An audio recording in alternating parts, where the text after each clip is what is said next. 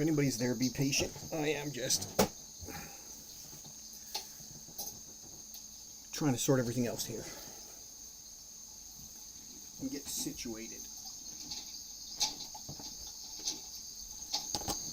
So, first thing I want to do.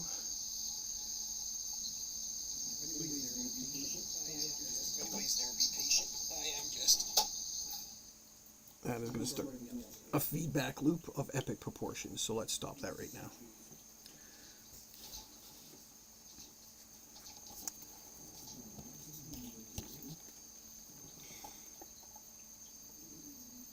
Ooh, I do not like the sound of that mic.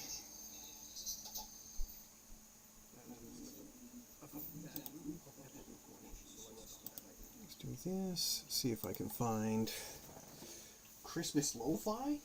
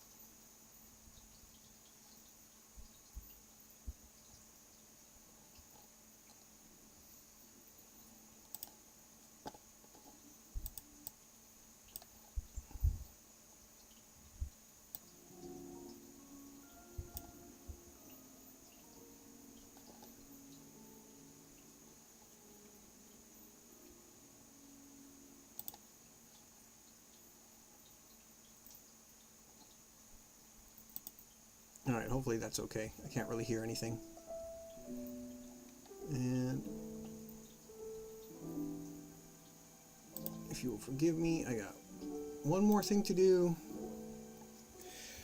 and then we're good.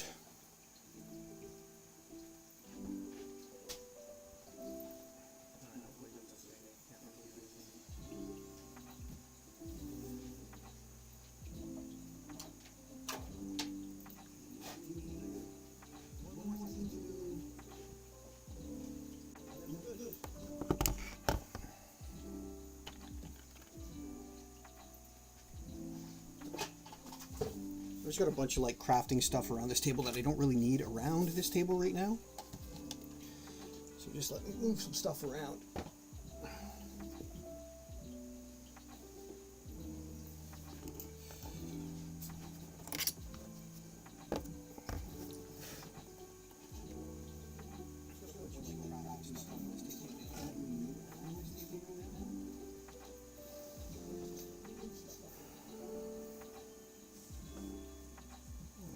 Where I want this camera here.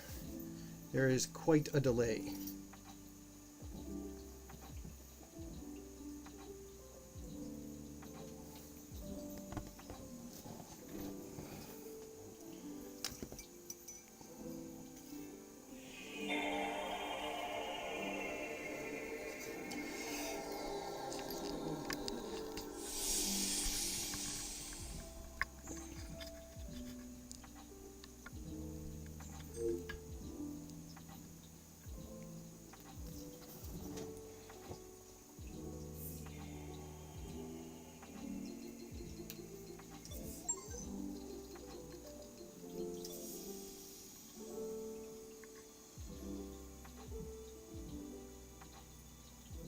Better? No, we want to come this way a little bit. The issue with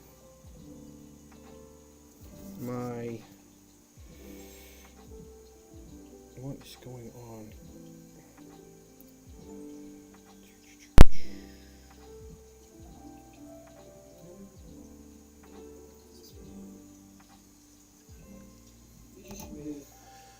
The camera that I'm using and the setup that I'm using it on is that it's so close to my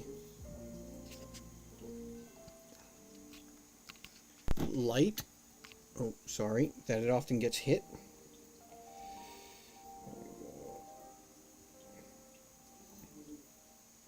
The camera that I'm using and the setup that I'm using it on is that it's so close to my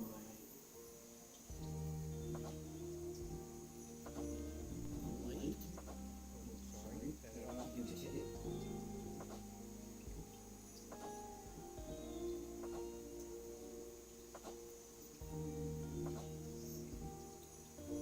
I'm also setting up my Steam Deck right now. What do you mean?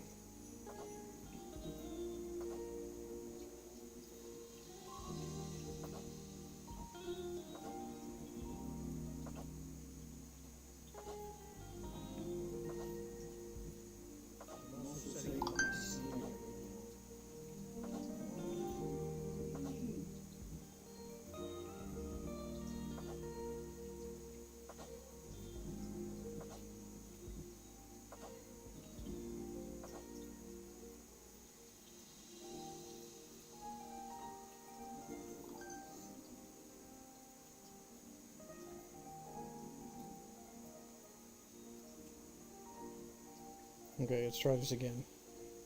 Sorry, I'm trying to get my Steam Deck to play the football game that's on right now.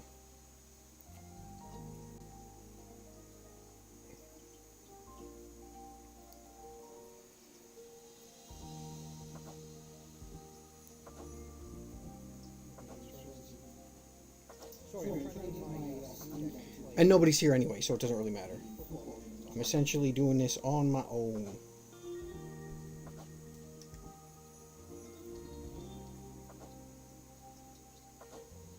Try restarting your app or refreshing your browser. Okay, let's do this.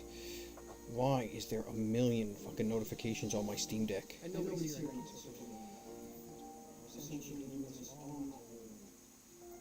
This is the biggest issue with owning a Steam Deck is that every time you turn it on, it needs 100 updates. To be fair, I am probably...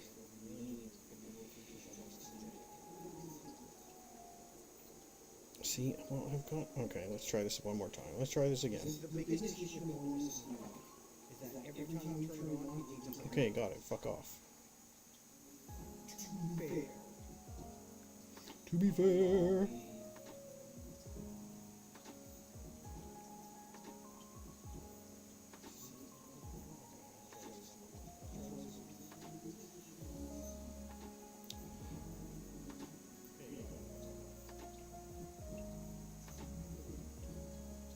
Oh, is that what's going on? Yeah, that's fine. I don't give a shit.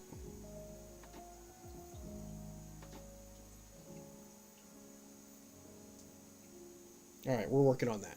We're working on that. There we go. We got the football game.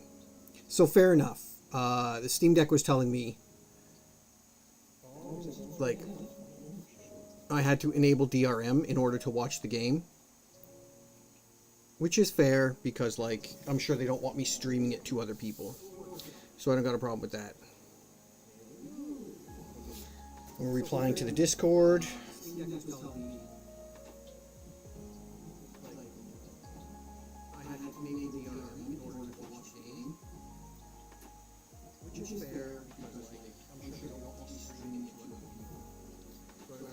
Alright.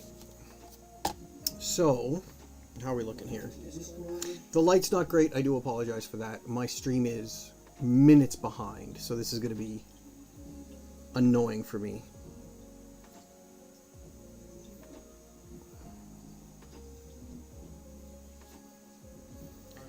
But I have my phone set up so I can watch chat.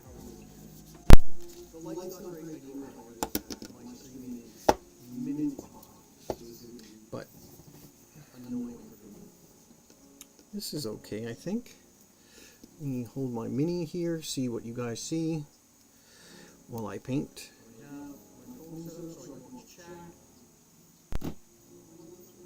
I also feel like I need to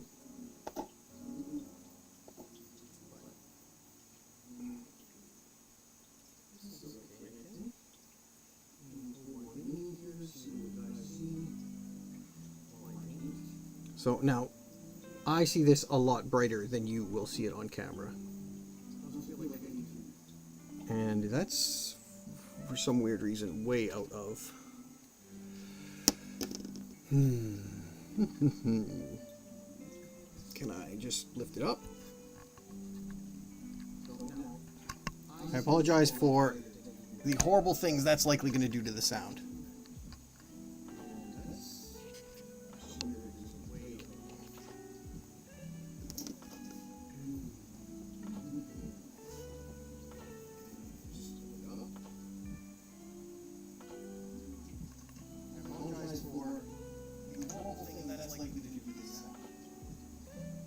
But again, this is our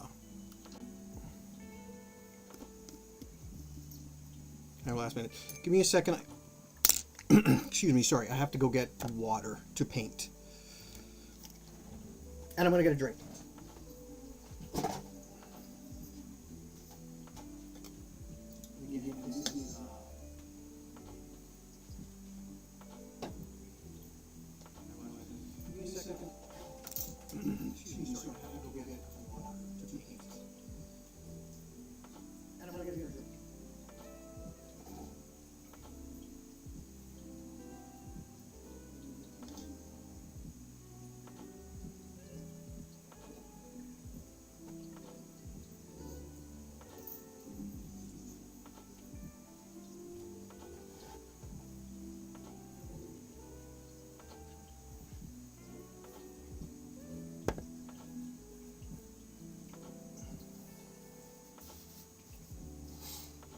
Okay. Also, if we happen to get interrupted by a rogue kitten, we're just going to have to deal with it.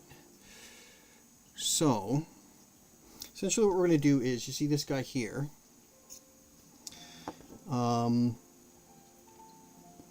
He's got his first coat on the carapace here. I think I'm going to put a second on there.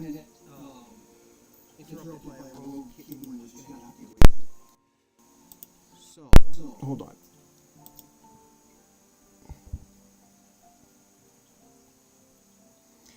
I didn't realize my stream is actually like outputting my audio because I was kind of watching on YouTube as well. So yeah, this guy here, which now you can't see. Why? This is going to get really annoying. Oh, God.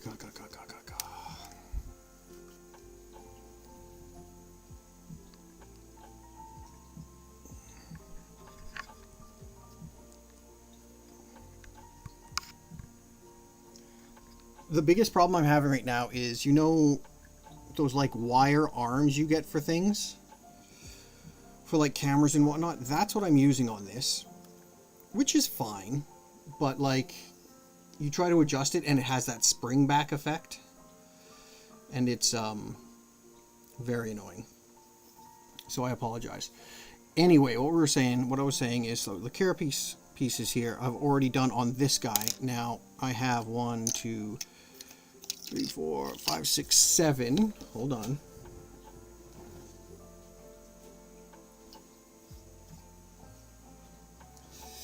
Eight, 9, and what they call a ripper swarm. Right there. Oh man, I wish I need to get another light on the other side somehow. I'll figure it out.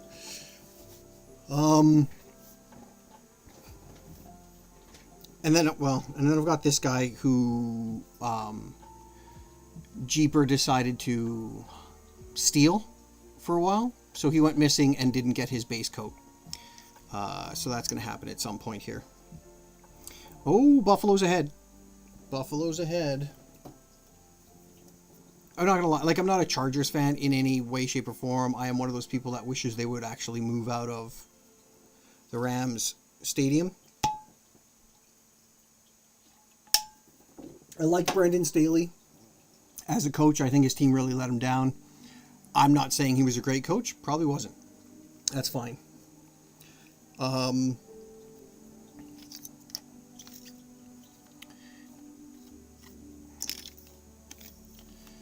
But I kind of want, like, the Chargers are doing so badly, I wouldn't mind them getting like a pity win today, you know? Anyway, so we've got all these guys here I would like to get some work done on. I think mostly we're going to do the carapaces today, which is fine. Just the top there. And then, so I went out today, and then maybe the hooves. So we can do the hooves and nails. This lighting is so bad.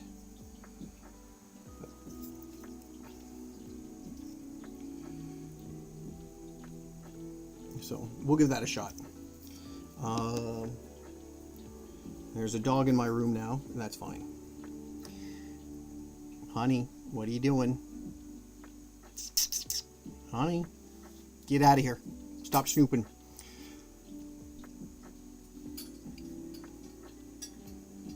So now, like, I know very little, cursory, about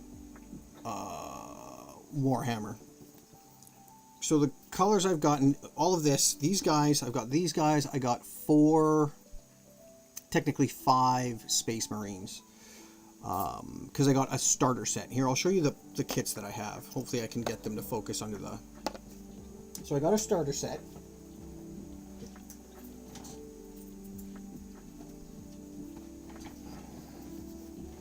Because I am like a newbie.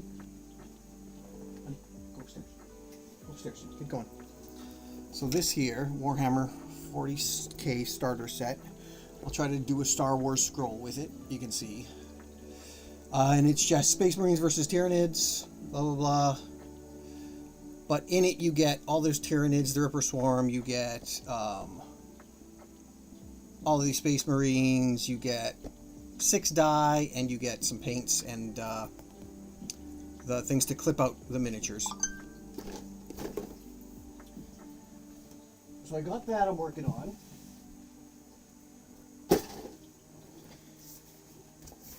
And in the future here, I have bought recently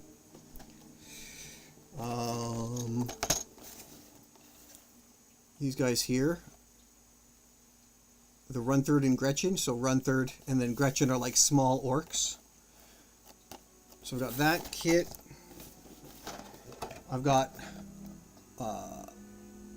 the boys. Most of these guys I have put together except for the War Boss, which is this guy right here. He is still still to be clipped from, I can't remember what they call them, sprues. Still to be clipped from the sprues, and then I've got the Adeptus Sororitas Battle Sister Squad. And then I have, because I couldn't find her on any physical shops, I have the new store that I found that I'm going to, Red Claw Gaming here on the north side of Edmonton. They have ordered me Celestine the Living Saint. All of that being said, I am new to Warhammer. I have known about Warhammer for a very long time. I just didn't care about it. And then recently... Here, I can fix the lighting in here a little bit, actually.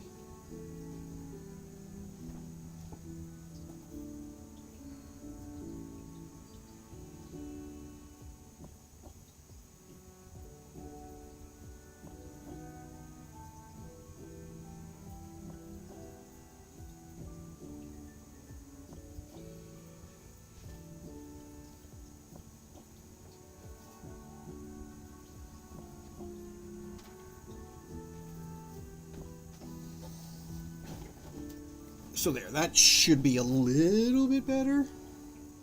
A little bit. I mean, you guys still can't really make out any details, but so be it. It is what it is.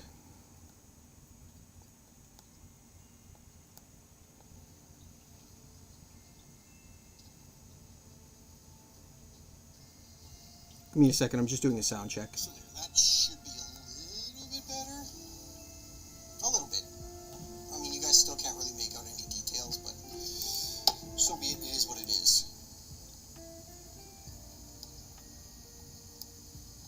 You're getting none of the Christmas music, eh?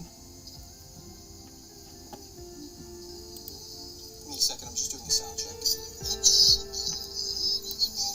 I mean, you guys still can't really make out any details, but so be it. It is what it is. Okay. You're getting none of the Christmas music, eh? Give me a second, I'm just doing a sound check. So there, that should be... And now that's way too high.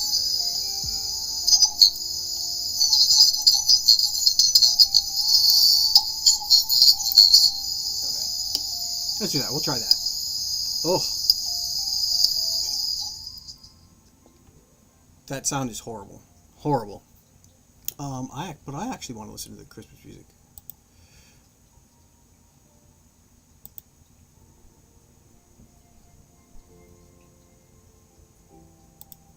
Okay. So, what do we want to do here? Whoa, shit. So essentially I want to do carapaces today. We might be able to do... So I did go out... Wait, do I have black? Okay, oh. I went out and I bought today... some contrast paints, which... Now again, I'm brand new at this, so I'm not very good at painting. So I got this contrast paint. Magos Purple. I first bought this... Gilliman Flesh, because I want to paint the kind of buttermilky parts here. I like this buttermilky color it is, but I also want it to be kind of like a sickly pink. So we're going to work on that. We're going to work on that. And then I did get some Nuln Oil because I want to be able to get some nice shading going. But I'm not... Literally, this is the first thing I've painted, and this is as far as I've gotten. I've painted this. I've painted the Little Ripper Swarm so far, and again, like just beyond a prime and a base coat, and then these little carapace parts. That's as far as I've ever attempted to paint anything. I am brand new at this. I'll attempt the Space Marines at some point. I do have one that's kind of done. Here, I'll get him. Oddly, because he is not white, he might show up better on the camera. So, he needs some more work. I do hate the shadows in this room. But his armor, for the most part, worked out really well. I just need to do a lot of the detail work now. So like the holster, he's got some bags back here. I do want to get in the joints of the armor with some black. I want to put some gold on, you can't see it. My lighting sucks so bad. I want to put some gold on the chest emblem there. Some silver on the gun. But for the most part, like this worked out body-wise way better than I had anticipated. So, and then I got some new base stuff today, so I can do the bases fairly well when I get there. But anyway, let's, I'm not going to do a second coat of the buttermilk color on these guys, but I am going to do a second coat on this, and then I guess I'll just start on these guys. We can just hang out and chat if anybody wants to chat.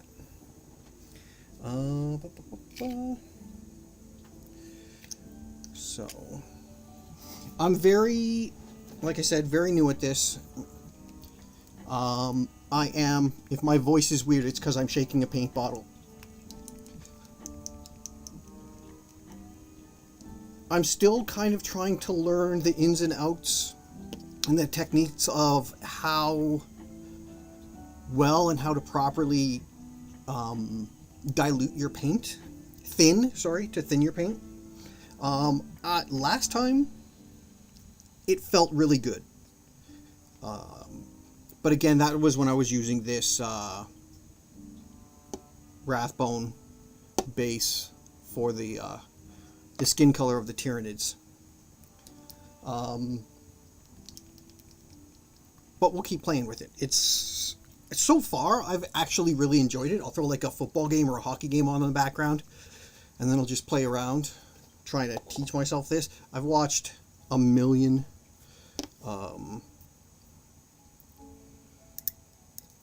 YouTube tutorials at this point.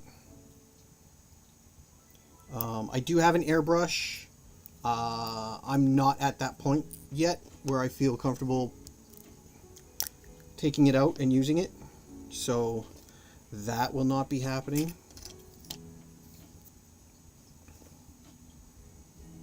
I'm also not entirely great at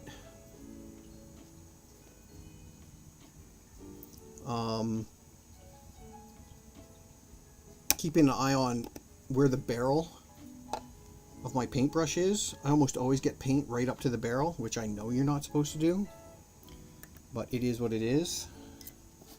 Whoa, that didn't work.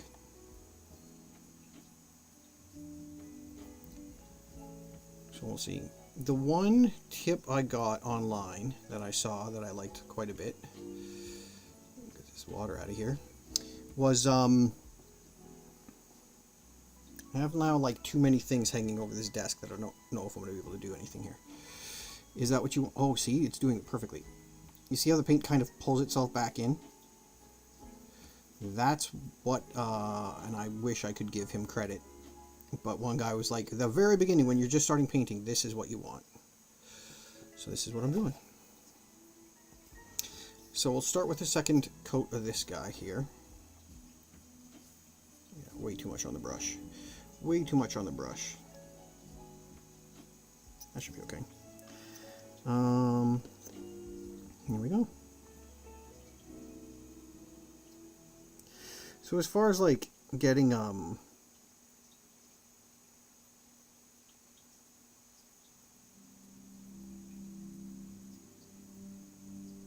texture and depth, I am 100% not at that level yet. I'm still very much in the learning to get an even coat. I'm still even like at the point where I'm like trying to learn when to apply paint to my brush. Did you see this? Even this looks like I'm putting on way too much. But the some of the tutorials, some of the better people on YouTube, just like, just keep your brush moving, keep your brush moving. And you got to trust yourself. And, you know, in circumstances like this, when you're trying to teach yourself a new, like a brand new activity, like I've never done this before, you've got to accept that you're going to make mistakes. It's just going to happen.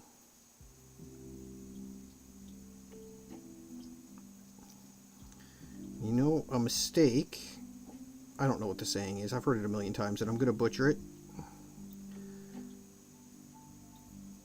Is it a mistake or is not a failure? It's just opportunity's way of telling you the wrong way?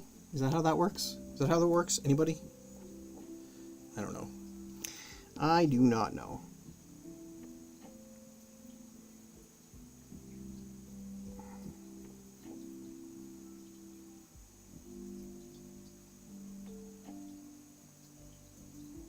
So, my history with Warhammer. My extensive history with Warhammer. Would you like to hear it? It is almost non-existent.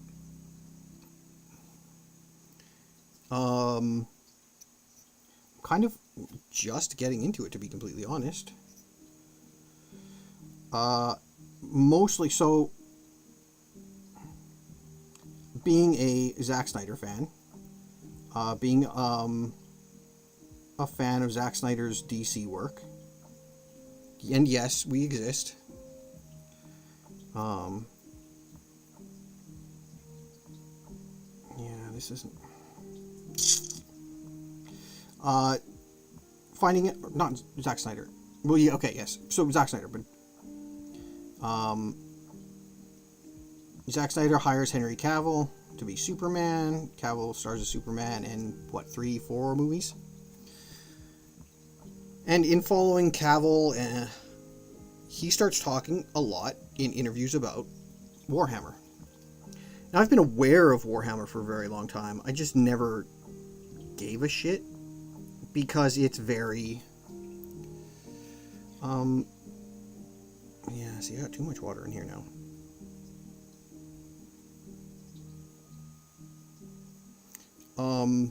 It's very grimdark. It's very metal. And that's just never been my vibe. So I essentially just kind of like...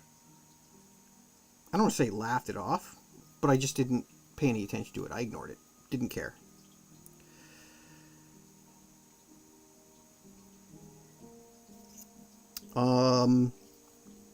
Something seems off right here. I'll figure it out. But then when Cavill starts talking about like how he really wants to build a Warhammer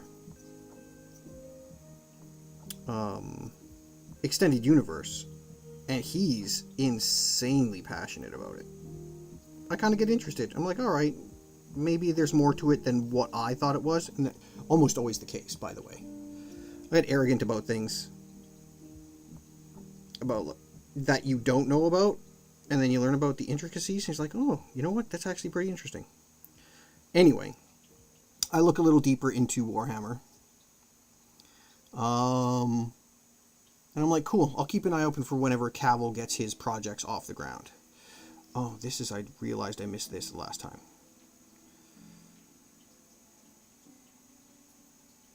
Which means I'm going to have to do another code on this one too.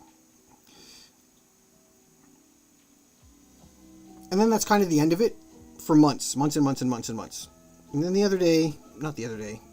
say a few months back, I'm just scrolling the internet, big video game fan obviously, and I see footage for Space Marines 2.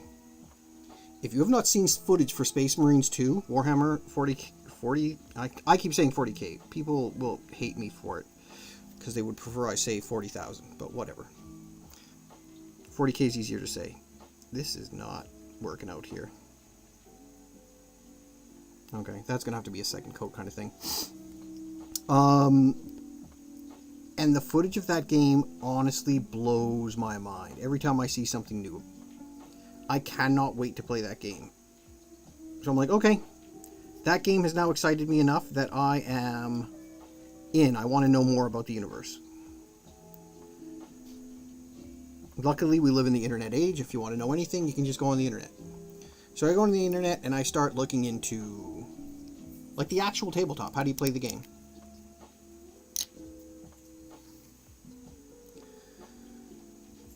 I watch a couple matches on...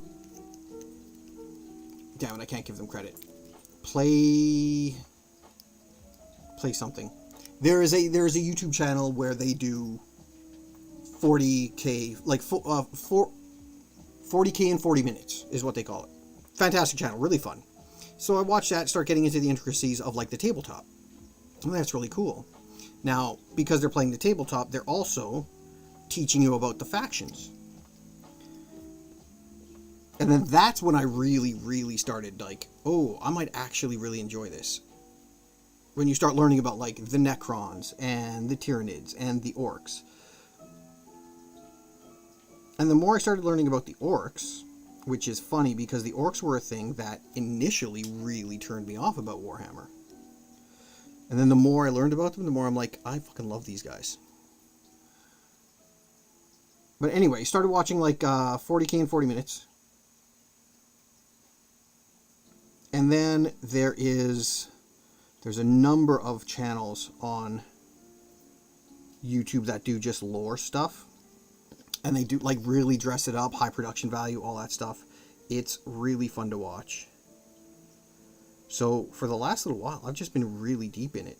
And then I was like, you know what? I enjoy this so much, but I also have time on my hands, and I've also been thinking about looking into a new hobby. I start watching people build and paint the miniatures. And I think that looks extremely fun. Not just fun, but like calming, relaxing. It looks like just a great little hobby. So I'm like, okay, I'll start looking for, maybe that's what really gets me into Warhammer. So I go out, I buy that introductory kit. I put all the figures together within like a night. And that's just an enjoyable process. It's not super difficult. Especially because the introductory kit is all push-pin models. There's no glue required at all.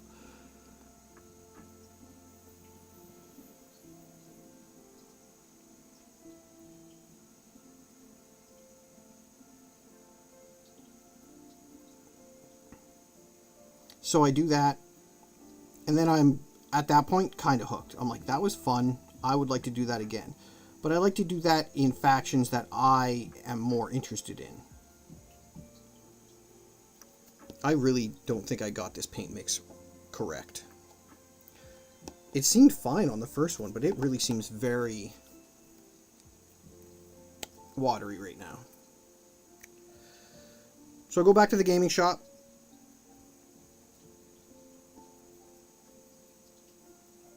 And I look around and I see the ones I showed at the beginning of the stream, the Orc Boys, the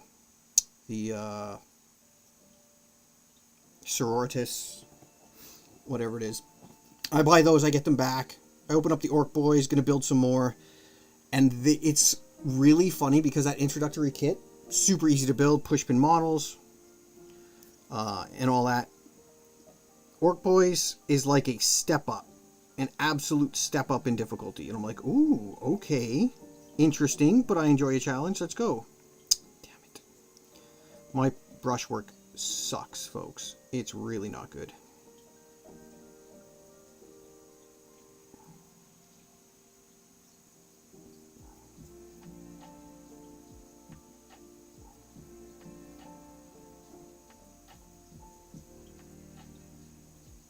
It's just like the actual like control around the really precise corners and stuff.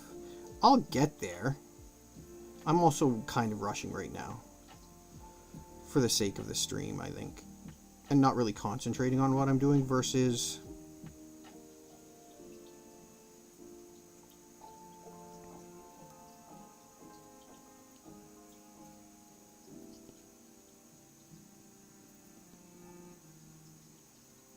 I'm sure at some point some like really experienced Warhammer pro is going to stumble upon my channel and just cringe.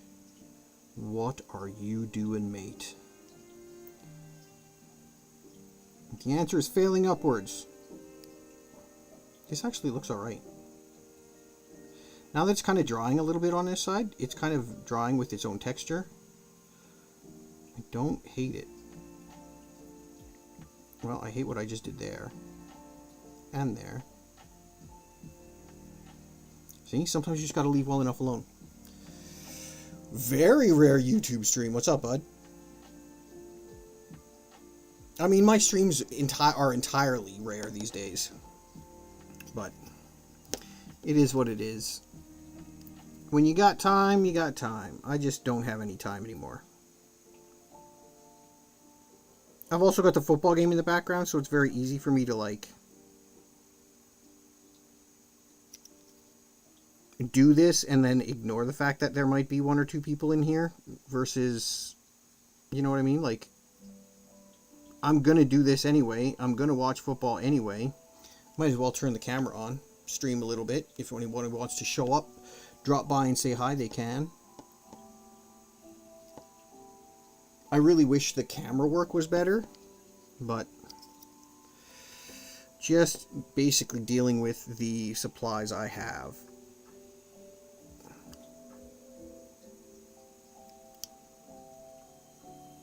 I also wish I was just better at this. But, considering it's pretty much a brand new endeavor, I'm not going to beat myself up over it, and I will get better as time goes by. Well, I hope I get better. Can you imagine?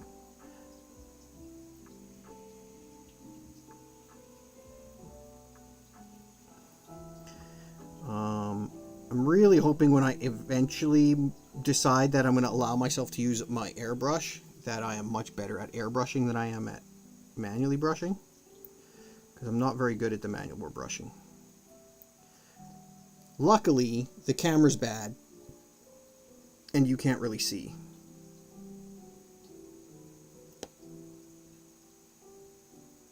How's this sound, by the way? Hoping you can hear me. I'm hoping you can kind of hear the Christmas music, but not too much, because I'm essentially just ganking somebody else's stream. One of those lo-fi channels, which I do love.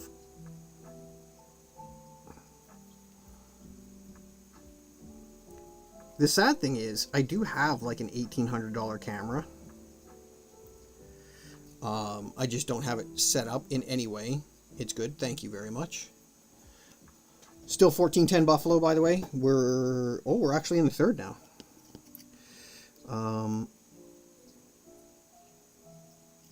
See, I did the same thing I did on the last one. I gotta stop trying to get those little things in the back.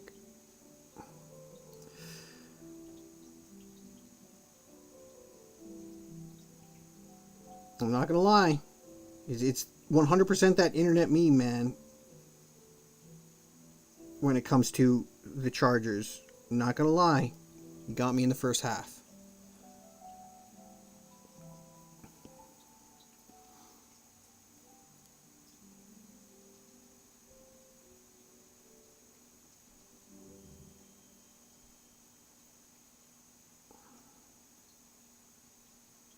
So, this is kind of the point where you just hope you've done a good job, and then step back, let it dry, take a look later. Kind of looks like a mess. Kind of looks like a mess.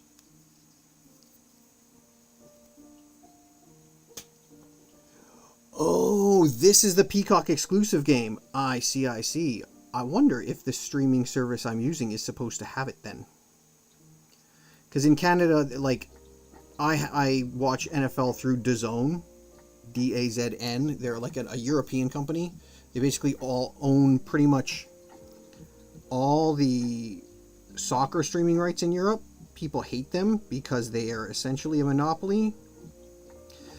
They came to America, and the first thing they did was buy streaming rights for the NFL in Canada. Which is weird, because it seemed like when DAZN got that contract, the sports channels here, very specifically TSN, started carrying way more NFL football. So I'm like, well, how is that an exclusive contract?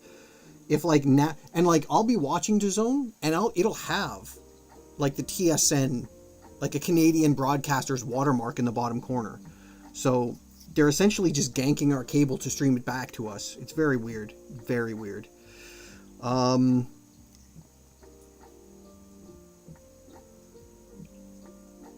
But yeah, I saw that there was going to be like the Peacock exclusive, which is stupid. The NFL's so stupid with this bullshit. And I agree.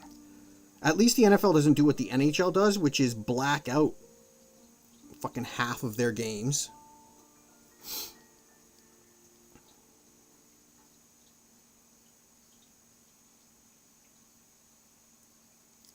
Buddy, I am not good at this.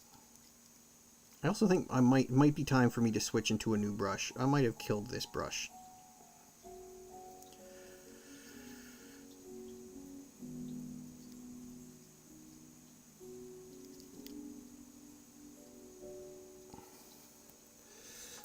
And I think people have the right to be pissed about it.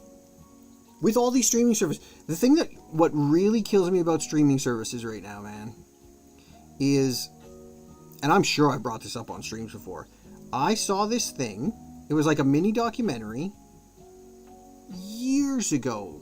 Like when the internet was just taking off, when it was still everybody's like fun, dirty little secret.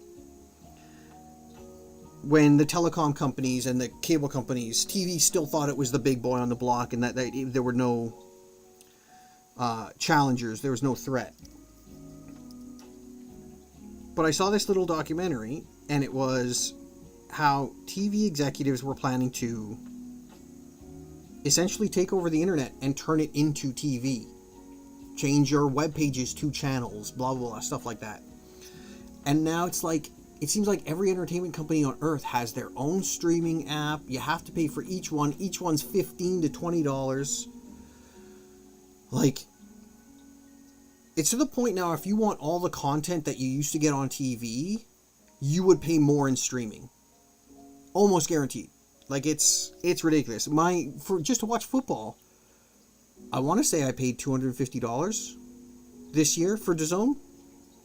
That might be an overestimate, but I want to say it's pretty close to that. I really am fucking this up.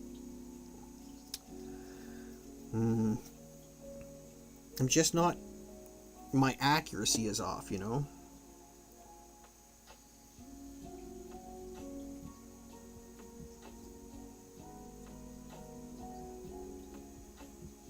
Also, I feel a little less steady-handed today than I usually do, which is odd. I'm shaking a little bit. Maybe it's the 4 cups of coffee I've had. But like, literally, man, I watch people online do this, and I don't... understand how some of them are just so crisp. How they hit everything, no mistakes. I mean, I guess, again, like, it would be like playing piano. I could pretend to play the piano, but I'm gonna, like, not hit the keys very well.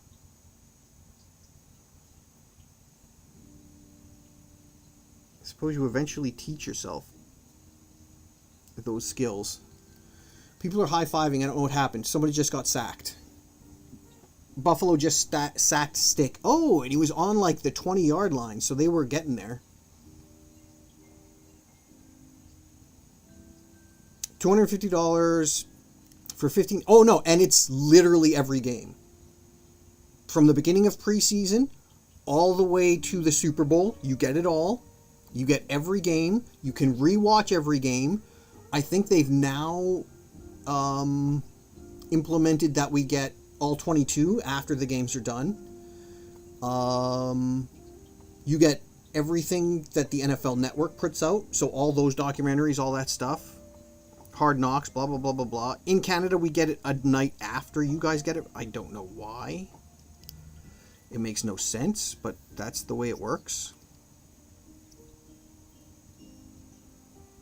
Oh my god, man. This is trash. Oh. But, like, when I started getting back into football again, because I did take, like, a hiatus for a while where I was just very casually paying attention to it, I realized it was really... Now, granted, this was still in the Jeff Fisher era, and the Rams were dog shit. Guess what doesn't get TV time? Dog shit football teams. So, trying to follow the Rams again, and I was like, man, I can't watch a game to save my life unless they're playing on primetime. And I think at that point they were getting like one primetime game a season. DAZN showed up, and when DAZN showed up the first year, it was like $120. I was like, I'm in. Done. I'll pay less for that than I would for Netflix in a year.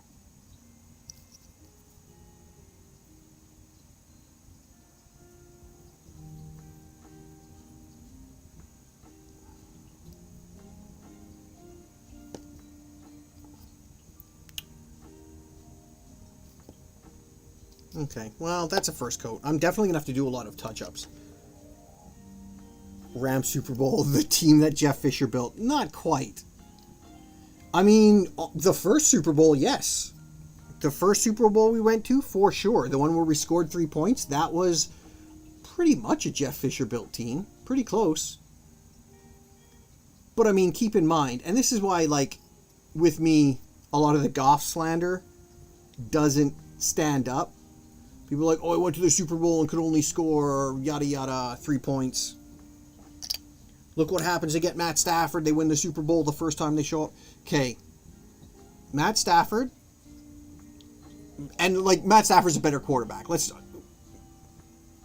Even when all is said and done, if Jared Goff has a 30-year career or whatever, at the end of the career, Matt Stafford will have better numbers. There's no doubt. He has a better arm. He throws at better, more dynamic angles. And the most important thing is he makes decisions faster. Goff's processing speed has always been his worst. I'm letting paint dry on my brush. I really should not do that. Has always been his downfall as a quarterback. That's why the second Goff starts getting pressured, he's screwed, because he can't. If, like, his first 2 reads, if one of his first 2 reads aren't open, he panics. And he's not athletic enough to scramble well, so... But anyway, he's still a very serviceable QB. I still think Jared Goff is top half of NFL QBs. And I've been saying that for years. You've been around, I've been saying it for years. The problem with the narrative that Goff went to the Super Bowl and could only score 3 points is, A, Sean McVay was 100% outcoached by Bill Belichick. Everyone forgets that or ignores it. Jared Goff went to the Super Bowl without Cooper Kupp who was injured and not playing.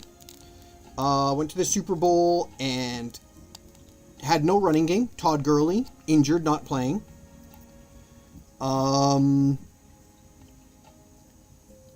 Aaron Donald was injured. People forget that. Aaron Donald was injured. He had like laceration in his rib cartilage, which is extremely painful. So that's 3 of the biggest weapons on that team were unavailable for Jared Goff.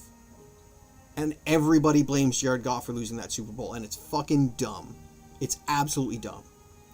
That being said, if the Rams make it into the playoffs this year, it's very likely they're going to play in Detroit. And I'm going to feel really bad for Lions fans because Matt Stafford is going to rip your heart out. And it's going to happen.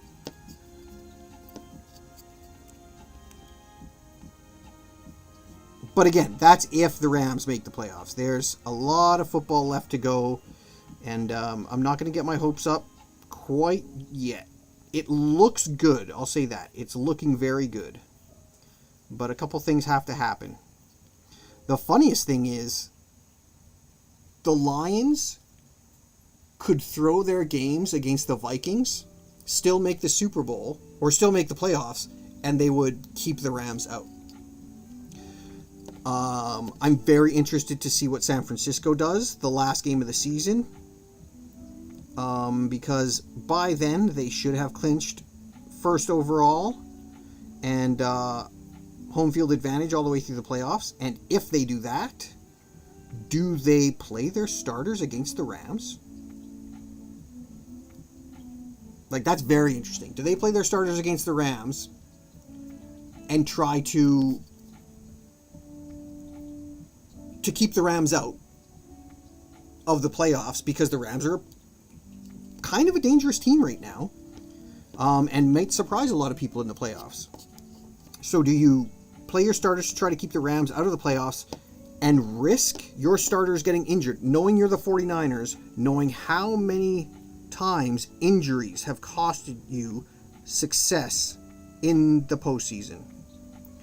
Or do you rest your guys, say screw it, let the Rams in, we'll take them out of the playoffs in the playoffs? Because at that point, you'd have 2 weeks before you see them, right? 2 weeks of rest and home field advantage. If I'm Kyle Shanahan, with the history of bad luck and the history of injuries your team has suffered, and this is coming from a Rams fan who fucking hates the Niners. Respect, but hate. You'd be dumb if you played your starters. If you have it all wrapped in the bag already, you're dumb to tempt fate. Christian McCaffrey being healthy for an entire season, very fucking rare occurrence. You want him in the playoffs? You better be careful.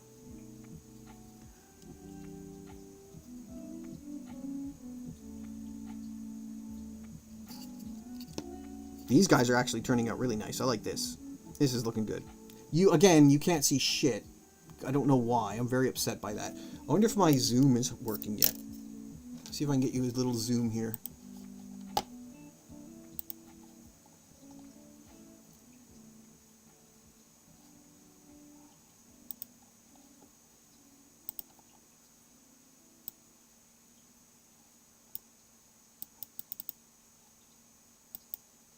No. So weird. Yesterday, Zoom was working really well.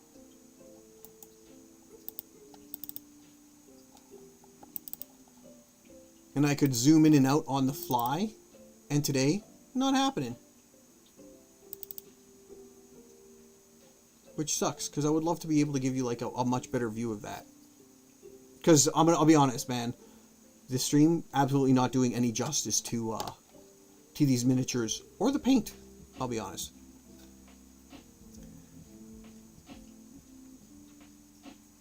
Just saying, what's up? Me and you have to talk, bud. I didn't know you were a Warhammer fan, and as a Warhammer noob, and as someone who, you know, fairly.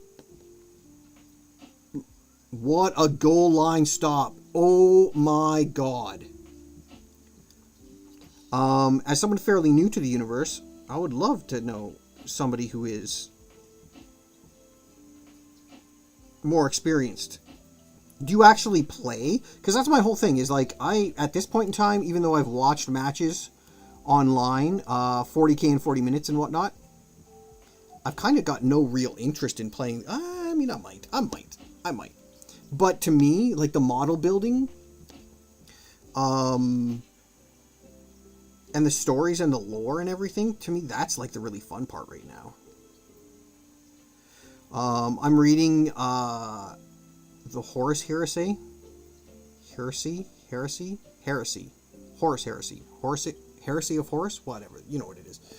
I did not get the Leviathan box. Give me 2 seconds, let me finish off this Ripper Swarm, and I will go through the boxes that I do have. Because again, fairly new. This brush, something's going on with this brush.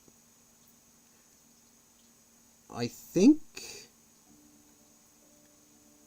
So the Bills just tried the brotherly shove. I think they got it.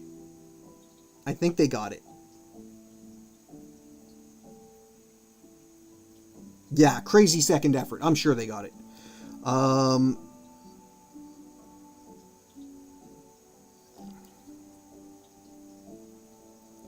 And then, so, just then, if you play... What did you say you were building? You were going to build Rogaldorn's... So... Do you play Space Marines then? And then if so, I don't know which faction of Marines that is, Rogaldorn. Is he a Chaos Marine?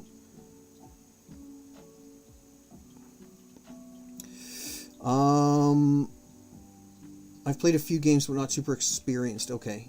I've only played 9th edition as well as... I have, yeah, and 10th is essentially, I guess, where I'm being onboarded. So, whole Leviathan box and don't really play Tyranids. Ooh, maybe. Well, see, and that's the thing, is I'm all over the place.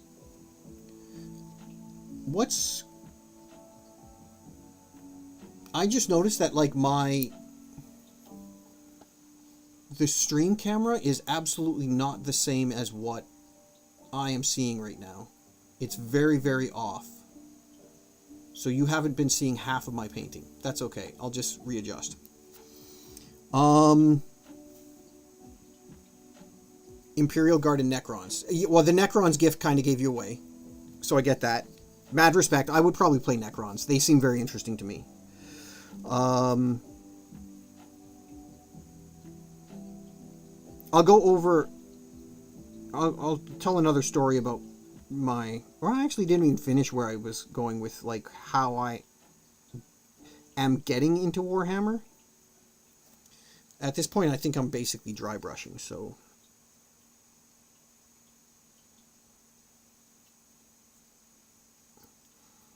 And my brush does not like me. Okay, Ripper Swarm is done. So, give me 2 seconds here. So I got, it's not, I didn't get the Leviathan box set, I got the...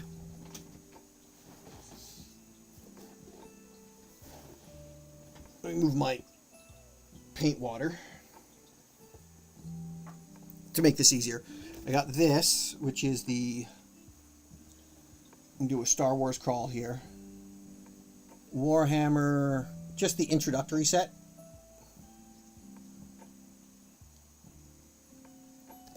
And that comes with 5 Marines, 12 Tyranids, and then the Ripper Swarm, 6 die, and 5 paints or something like that. So I got that, and then the other kits that I have right now, I got this the other day, which is Runtherd and Gretchen, which is kind of cool. Not a lot of building here because the Gretchen tend to be really small, one piece. I got Orc Boys.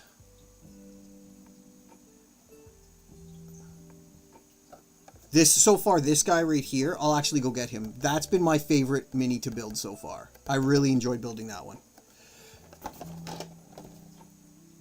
And then I've got the Adeptus Sororitas.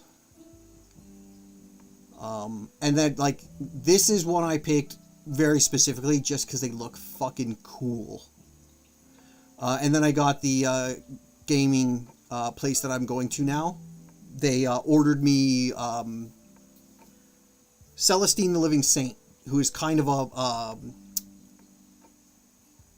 not a boss, like a leader for the sisters.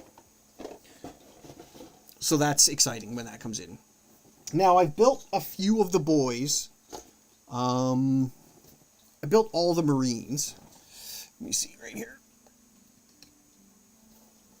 So this is, again, hopefully you can see this guy better. This one was so much fun to build.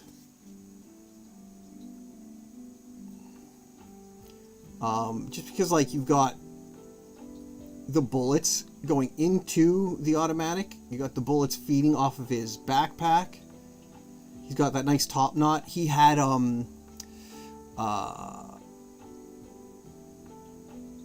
options for the head that you wanted to use. And then I love that, like, they've got the bullet spray coming out of the gun. That's going to be so much fun to paint this one when I have the skill to paint it. Right now I do not. Celestine is a fantastic model.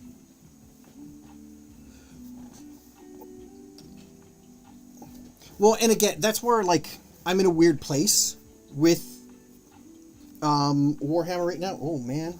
I'm going to spill my water cup. Just because, like, I'm not playing it. I'm really just in it to build right now. And I don't have a problem with that. If you see my arm here, sorry, I apologize. Here, I'll keep this semi-interesting for you. I'm just cleaning my brush. I'm not playing right now. The game store that I go to, today was the first time I'd seen anybody playing Warhammer in the back. I think they were playing Age of Sigmar, which is fine. But every time I go in there, it's almost always people playing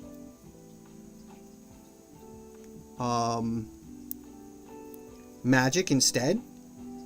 And they've got quite a few tables. But today, like, I was looking like, oh, there's actual battlegrounds set up on some of the tables. So I might go in there at some point.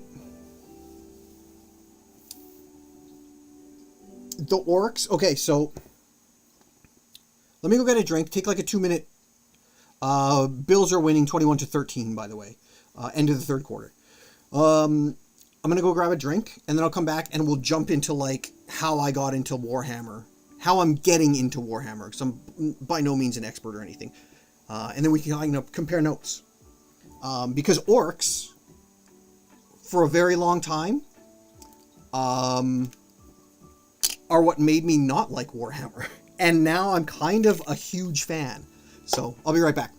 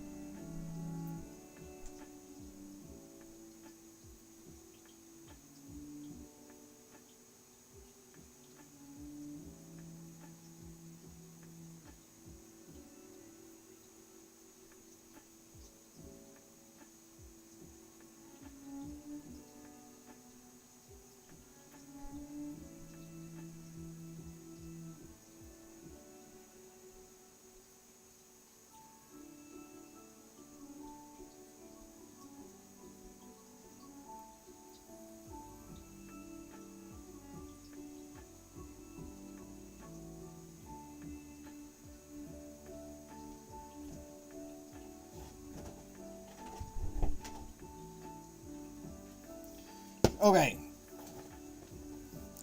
So I'll just let you know. Okay, number one. If you have the memes, these are incredible. Do you like orange creamsicles? Like the popsicles, orange creamsicles? This is those in liquid form with alcohol. So,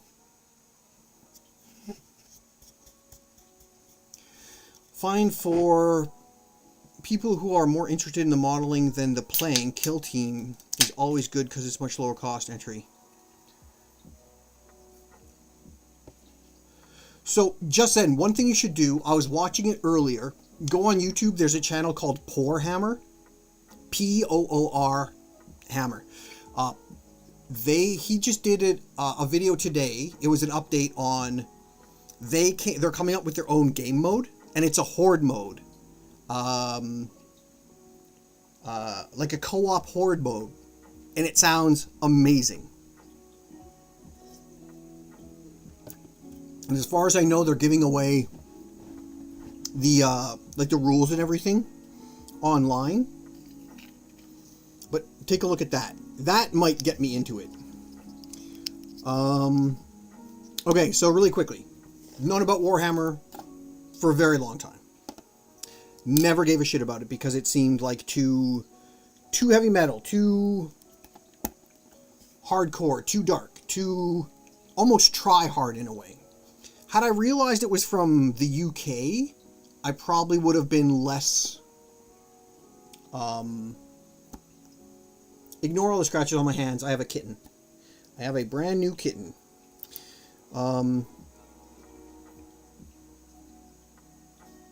So anyway, Nona Warhammer, kind of liked it, kind of thought it was, parts of it were cool, kind of liked some of the looks of it, but also was very like, I don't know, man.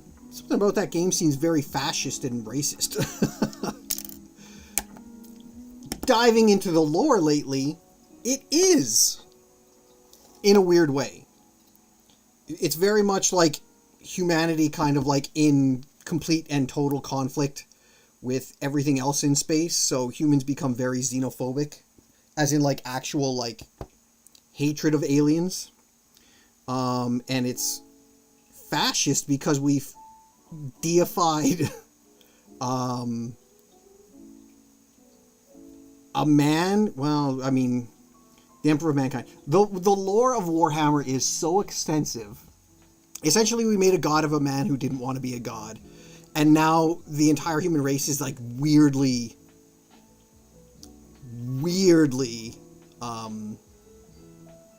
there is only war. Humanity is very weirdly in this like religious state of zealotry. Like everybody's just for the Emperor. That is it. That's the way it goes. I mean, there are splinter factions now because of things that have happened in the lore. And again, I'm not very, very attuned to it, but I'm getting there. It's really, really super, super interesting once you get deep into it. So like those things that I was like kind of weirded me out and creeped me out were on purpose because that is the story. Like it's a very, very, it's almost like humanity's last stand in the universe, and it is in the year 40,000. And we are surrounded on all sides by enemies who are also kind of fighting the rest of the cosmos to stay not relevant, to stay alive, essentially. Everybody, every species is fighting for its own survival. It's actually like a very cool kind of plot line once you get into it. But as I was saying earlier, like, I really didn't care all that much until I started hearing Henry Cavill talking about it. 100% my first time painting. 100%. Well, first week painting. This is maybe like my third time. Not my first time, well, streaming, I used to stream video games all the time. But I haven't done that in forever. This is my first time painting. Like, this is the, where is it? This is the first thing I've ever painted. The camera quality is shit.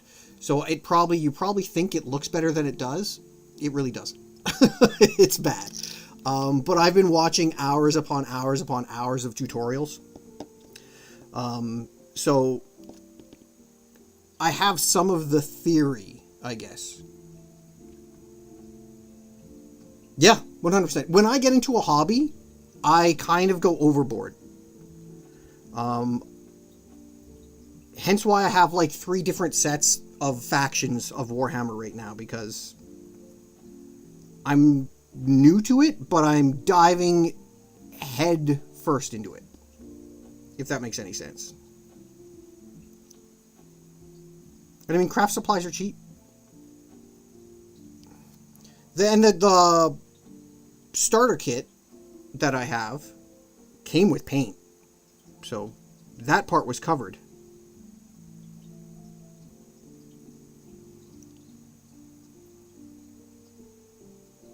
Oh, it's 100%. Yeah, exactly.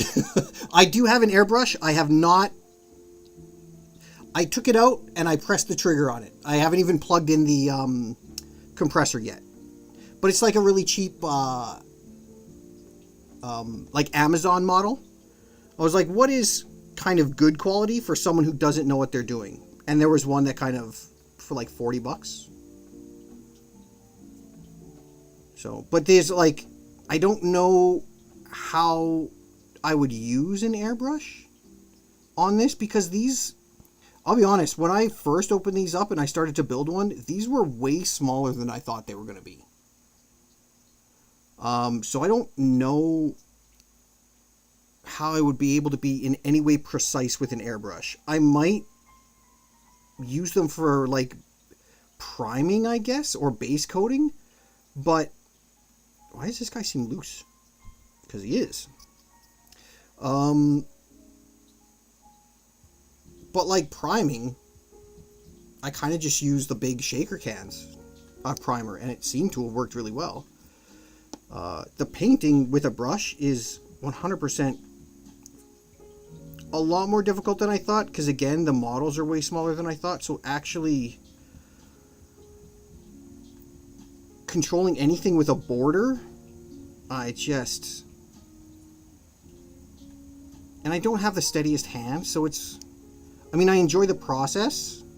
It's really kind of relaxing to me, but I'm not good at it. Which is why, as much, I went out and I bought the Adeptus Sororita. I don't know, there's like 5 of them, 7 of them. And then I opened that up and I saw the details and I'm like, yeah, these will know, I'm not even going to build them until I get to a point where I am somewhat confident that I'm not going to massacre them. I don't know how to do this. I don't know why I'm starting with Tyranids. I guess because it was in the starter pack. Or the introductory set. And I think, in my mind somehow, I think that, like, I mean, they're so alien versus everything else that I've seen so far in the Warhammer universe, that if you screw them up, it's not going to be that hard to fix them. Does that make any sense? Airbrushes, you need a fine touch. You got to learn how to get the paint the right consistency. You also need to learn how to control the... Okay, so when I bought the airbrush, I bought this. I'll show you the... And people online have said, or not online, but like YouTube. Again, I've been watching YouTube videos like mad. I bought this. I don't know if that's going to show up. Water-based acrylic, 28 opaque, and it says ready to spray. Now, I've seen 100 YouTube videos that have been like, don't trust that.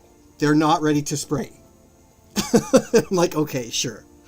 So one of the things, I went by my craft shop or hobby shop today to pick up extra paints. This is the thing I wanted the most, because it seemed like, as far as adding shadow, this was the one thing everybody was saying you should have. So I went and got this.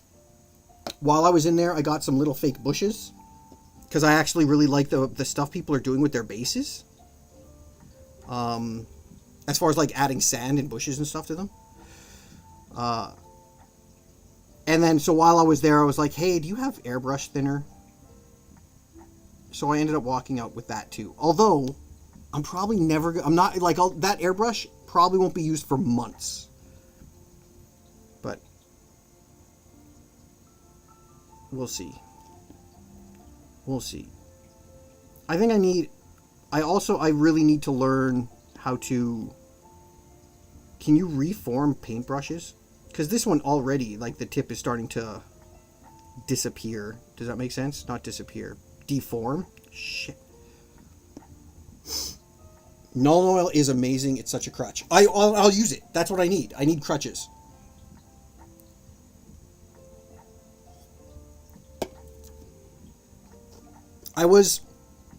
At first because I'm like very, very new to Warcraft. And again, like I was explaining earlier, I'm kind of in it right now because I want to know what to expect when Henry Cavill's movie/TV universe gets off the ground. So I kind of got into it, and I being a video game player first, Space Marines 2 looks incredible. It might be my most anticipated game this year so far. We'll see what else gets announced, but Space Marines 2 looks insane to me. But my whole thing is, like, I didn't want to go into Cavill's Warhammer already knowing that there was so much, like, lore. Oh, shit. Well, it's okay. I'm going to cover that up somehow. That I didn't want to go in completely blind, because I don't think they're going to be able to do all the lore in a TV show. Like, even just in the past few weeks, the stuff that I had learned, that Warhammer's story literally begins at the forming of the universe. I mean, and then you start talking about, like, the time scales that Warhammer pays attention to. Like, it's literally happening in 40,000 years from now, but there are millions of years. There are species that span millions of years. Like, the Necrons go to sleep and wake up millions of years later. The orcs, learning that the orcs were fungus, and that they, like, have this, like, latent energy to believe shit and make it real. The funniest shit I've ever heard.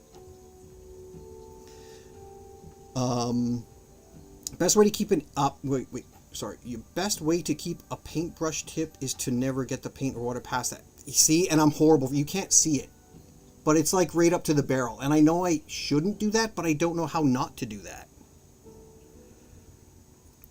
I guess that's got to be, like, one of those skills you eventually learn, right? I'm trying to pay attention.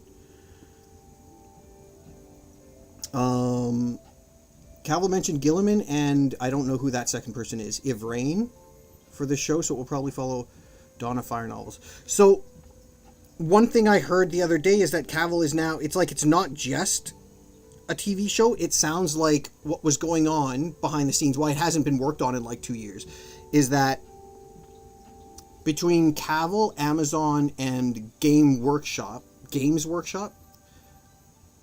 was a big, like, lawyers and rights getting involved and shit. And it sounds like what happened is,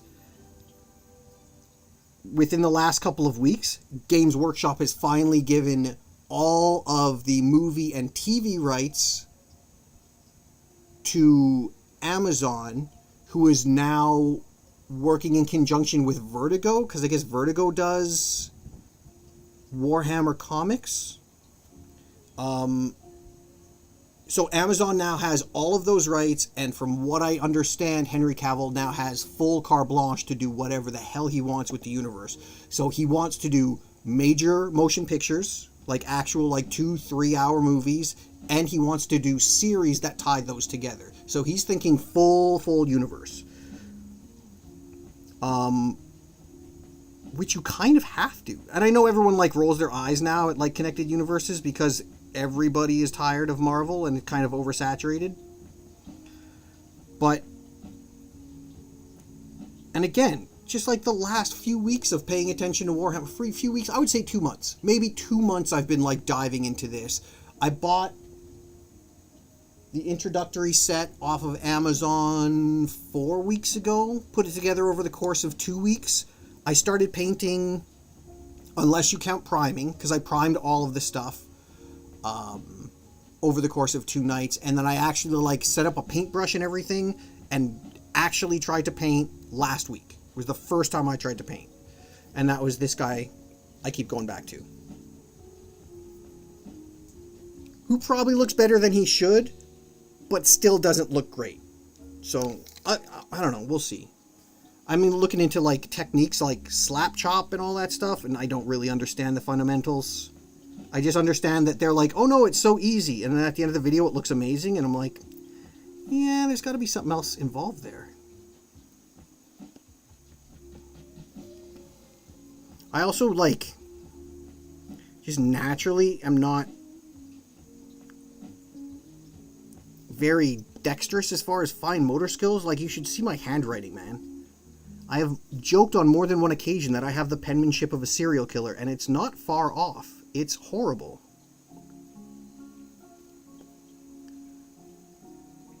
I kind of almost prefer waiting for the paint to dry a little bit and then going over it, you know? To me, it looks a little better. I really... We'll see how long I stay with this, because I get weirdly obsessed with stuff like this, and then it just kind of disappears. But just then, are you actually building your Rogel Dorn? Is it a tank? Give me a second here. I like Henry Cavill, and I think he'll bring bring a bunch of new people in the hobby, but a lot of going to be hipsters who are just doing this. It's fashionable. I mean, that's fair. I'm 100% have admitted on this stream that the only reason I jumped into it is because the guy I liked is Superman built a PC online one day and then in an interview started talking about how much he loves Warhammer. I've known of Warhammer forever. I never gave it a second thought until Cavill brought it up.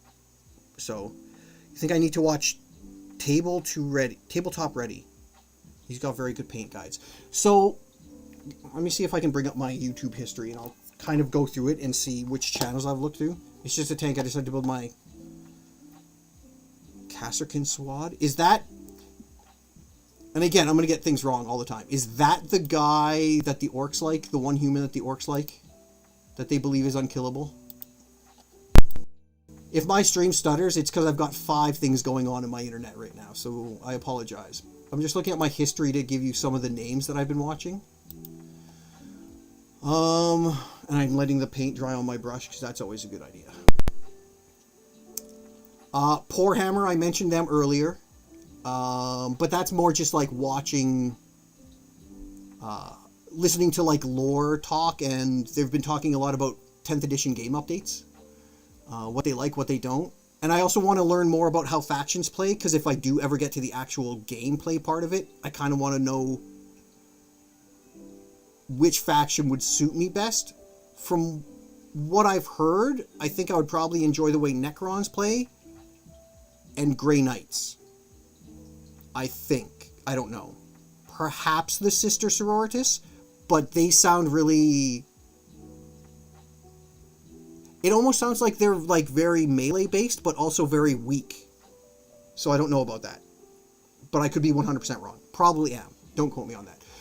So the guy that I go to for lore, it looks like it's a fairly new channel, but he does an amazing job. Imperial Iterator. He has like an hour and 15-minute breakdown on the lore of the Emperor of Mankind. I've probably listened to it like 20 times. He does one on... His newest one is on orcs. It's fantastic. Where else are we?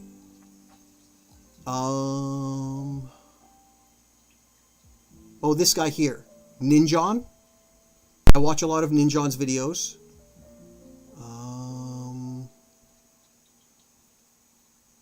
JW Miniatures is good. Dana Howell is someone I've been watching the last couple of days.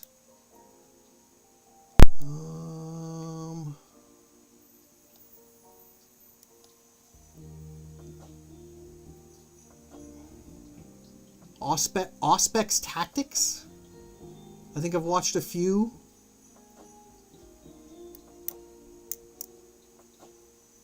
I'm just naming people. Play on Tabletop, again, 40k in 40 minutes is just really fun to watch. To try to, like, learn the game. Although, they could make it a little more newbie friendly, because there's some things that they just, like, really fly over, and I'm like, whoa, whoa, whoa, wait, why did that happen? Luton. Although I think Luton is more lore.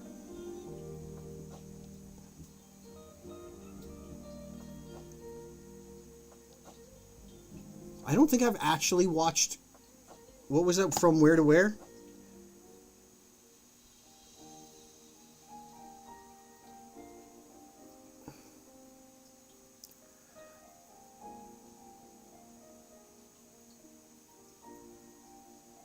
Tabletop ready. Okay. I'll make a Loot and Sleep. Yeah, I mean, you'd be amazed how many of these that I've listened to while falling asleep. I mean, it's really good. Lila Mev, I've watched quite a few of her stuff. But I mean, again, a lot of these channels are giving the same advice over and over again, which is fine, because I do want more opinions on it.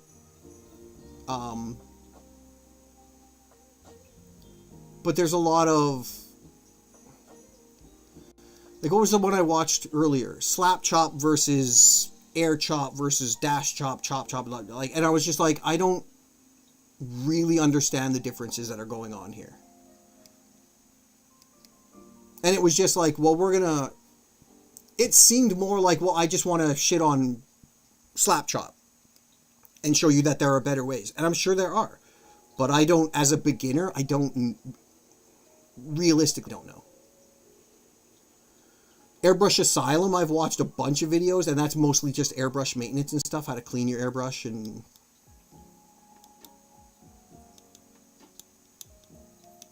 Artis Opus does a really good, does a lot of really good videos. He's very entertaining. Anyway, yeah, that's it. I mean, I'm sure that's not it, but that's a bunch of the ones that I have watched.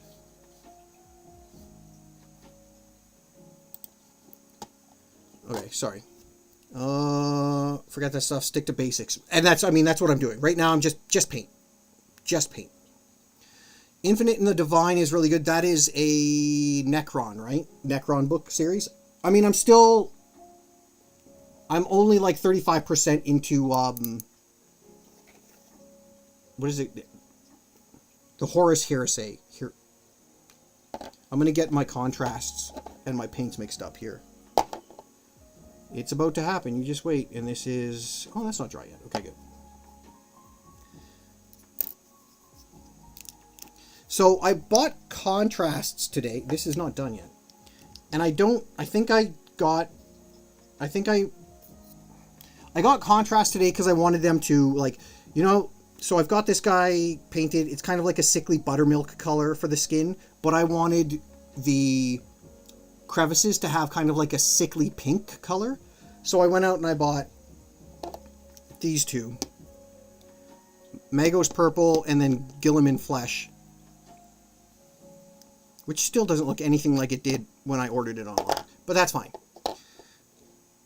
But I think I should have gotten shades instead and not contrasts. Does that make sense?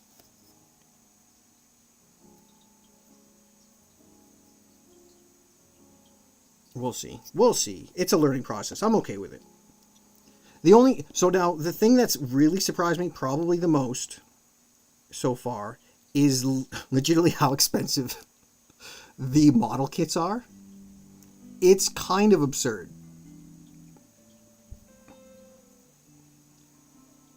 Not that I'm like super complaining, but it is definitely 100% going to keep me from expanding as fast as I would like.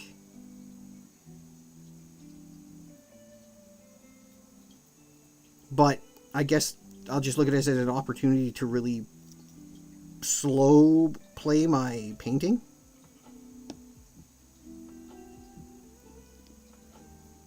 If I go quiet for a little too long, it's because I'm doing that thing where you concentrate too hard that you're biting your tongue.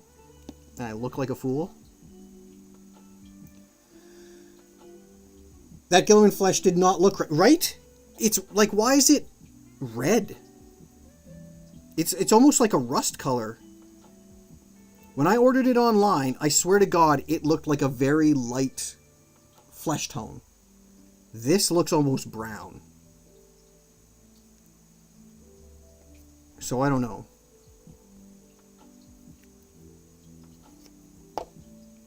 But thank you for like backing up my theory that there might be something wrong with that. The other thing I'm not good at is like, I don't understand how some of you people get into these tiny, tiny crevices. I feel like, and correct me if I'm wrong, but I feel like it would be way easier to paint these before you put them together.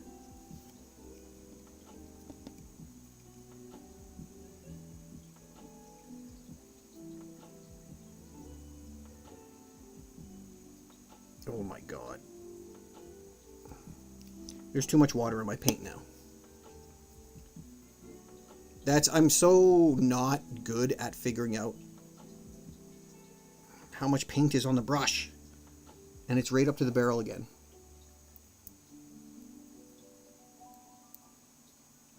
Oh, that's probably why. Because I'm soaking the brush. Right? So there's still going to be water in the barrel when I bring it back to the paint. Duh.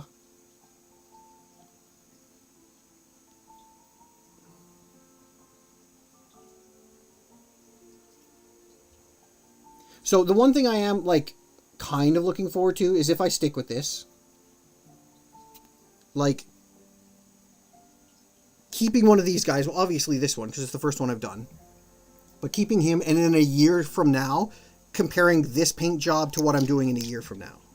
I would like to see legitimate, actual... Some models, it is better to paint before to sub-assemble. Oh, that makes sure. I looked at wet palette, so that's why I have this palette. It's like a really, really cheap, I think I want to say $5 at Michael's craft store. Because I went to my hobby shop, and it's all Magic the Gathering and Warhammer and all that stuff. And I'm like, obviously there's going to be like, I don't want to say a markup, but like a luxury tax, right? Like you're there, you're in a specialty shop looking for specialty items. Whereas all of this stuff you can find in a Michael's for way cheaper. Maybe not the model paints, but whatever. So when I was like, okay, well, let's do this. I'll go out and I'll go get paints and whatnot. I got my primers, I got the palette. I got an X-Acto knife, a craft knife. I got another set of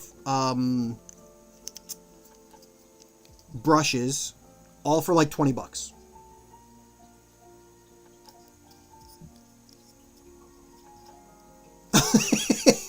$20 more colors. I wouldn't doubt it. That's the sad thing. Because like even today, like look at basically the two furthest pieces that I have right now are this guy and this guy. The furthest I have on both. I really am sorry for the light, guys. This guy is questionable at best. I mean, the armor looks fantastic, but the detailing is horrible.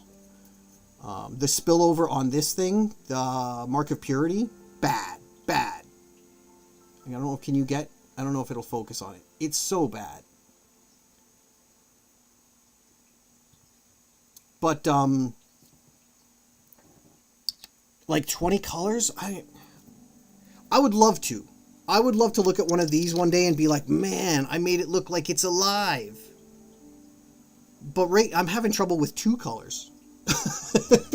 But I'm so into it. I went to and I'm far away from the mic, obviously. I'm so into it. I went to the craft store, and not craft store. I went to the hobby shop and I bought these.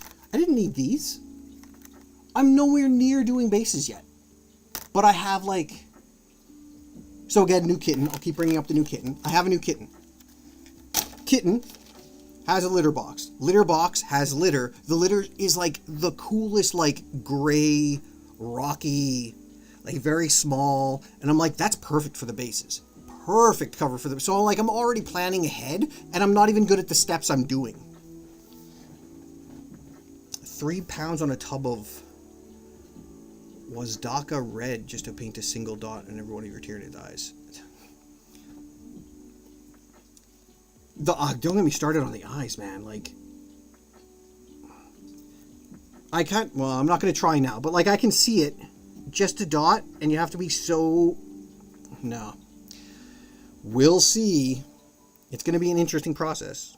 But the weird thing is, well, it's not weird, I guess. The thing I'm thankful for is when I started this. Oh, shit.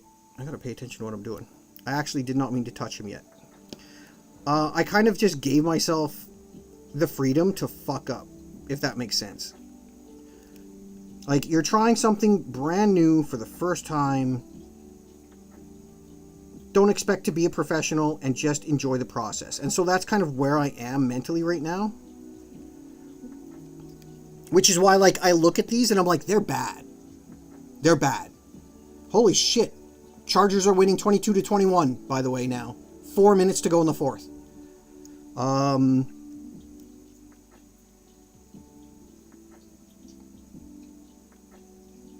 So, like, objectively, I can look at these and I go, these look bad. These look like a preschooler painting on Play-Doh. But I can also look at it and go, honestly, I think I'm kind of better than I should be. And maybe a lot of that is prep, watching 100 hours of YouTube videos of people like, hey, keep your brush moving. Don't oversaturate your brush. Don't this, that, and the other thing. So, like, I guess it's kind of the equivalent of studying before an exam, but still failing the exam. That's maybe not the best analogy, but you know what I mean.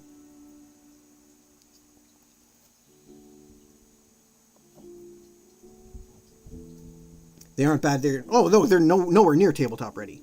But, and I said this to a buddy of mine. A buddy of mine's getting very annoyed because essentially he knows I'm trying to get him into Warhammer. Because I'm like so deep into it now. I'm just like, hey man, I'm going to have to play with somebody at some point. I just want to play a game. See if I actually like the process of playing the game. Because I could continue to just build models and have fun with it. I don't care. I've got a model of the Enterprise NX-01 over there. I'll just do that instead.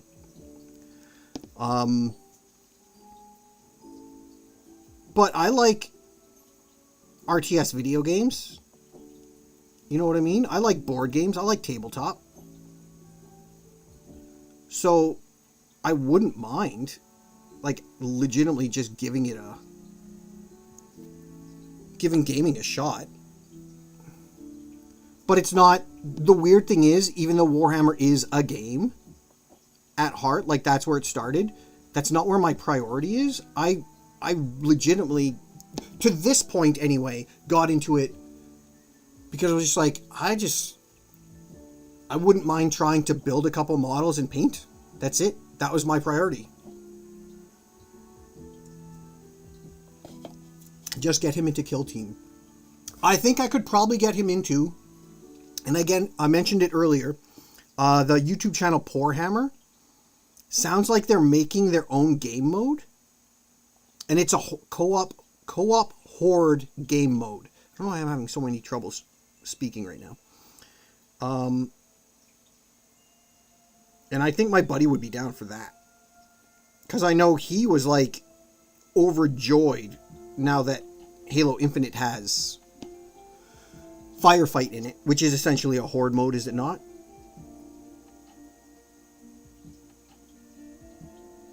I have fucked up those things on everyone so far. Just the last two little dots.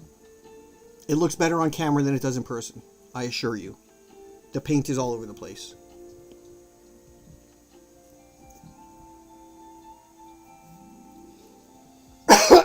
Pardon me, guys.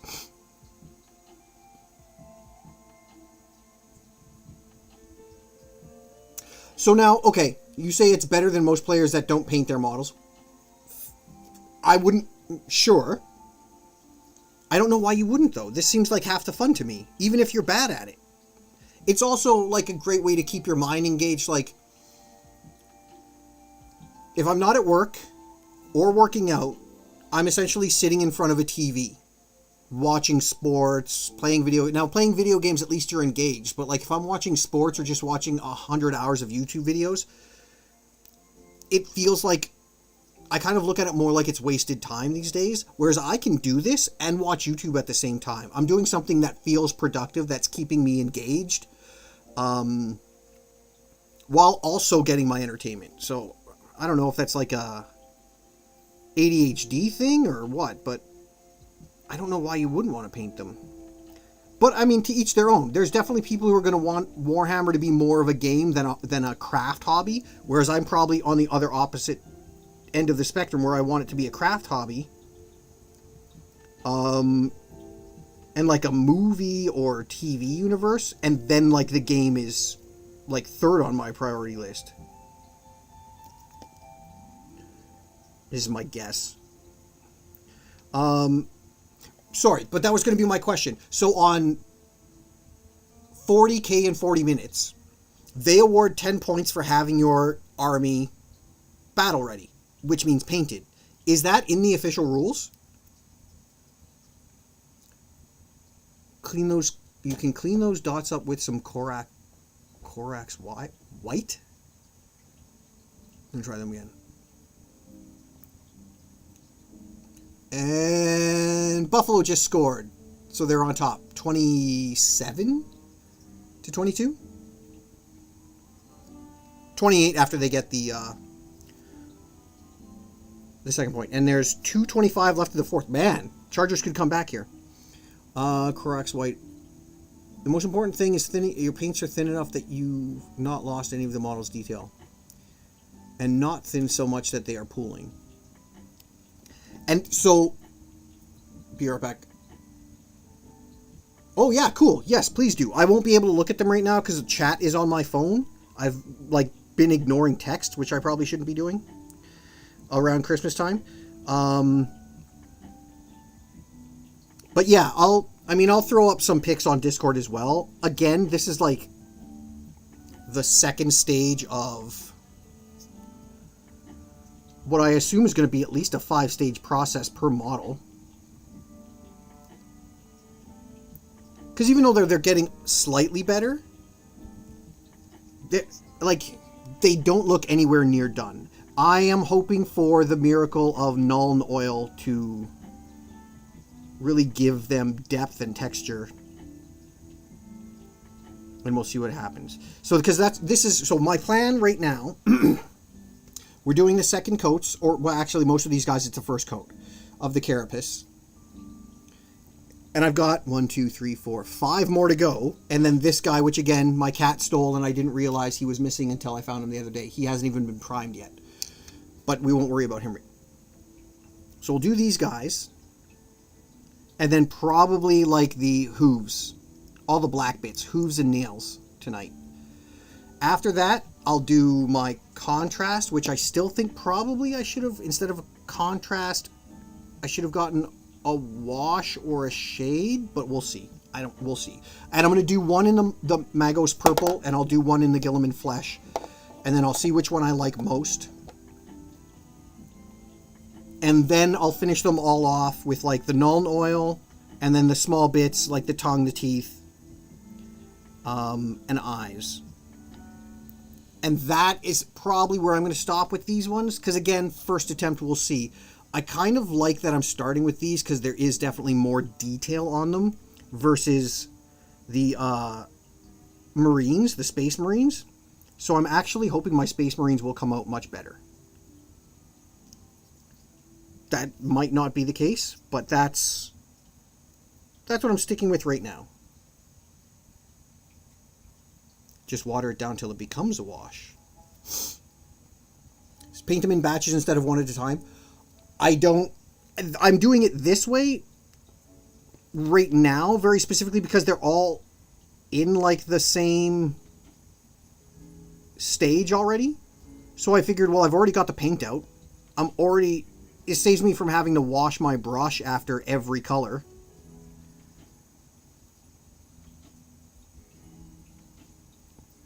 Would you think, or would you say one at a time is better for growth?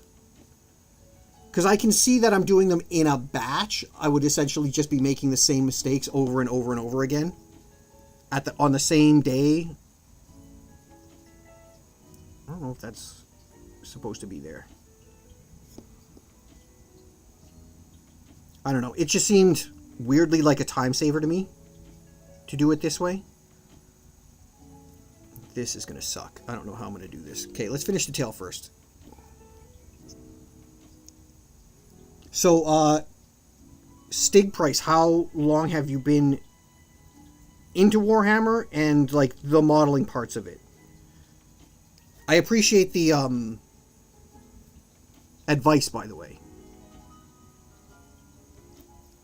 I have always been one to take the opinions of those with the experience above my own with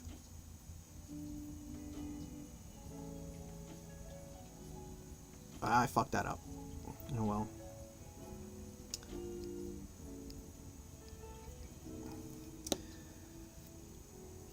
Null oil takes an hour to dry. Okay, I'll keep that in mind. Space Marines are edge highlighting to infinity and beyond. The Tyranids will look better because there's more gaps for the null oil. Fair enough.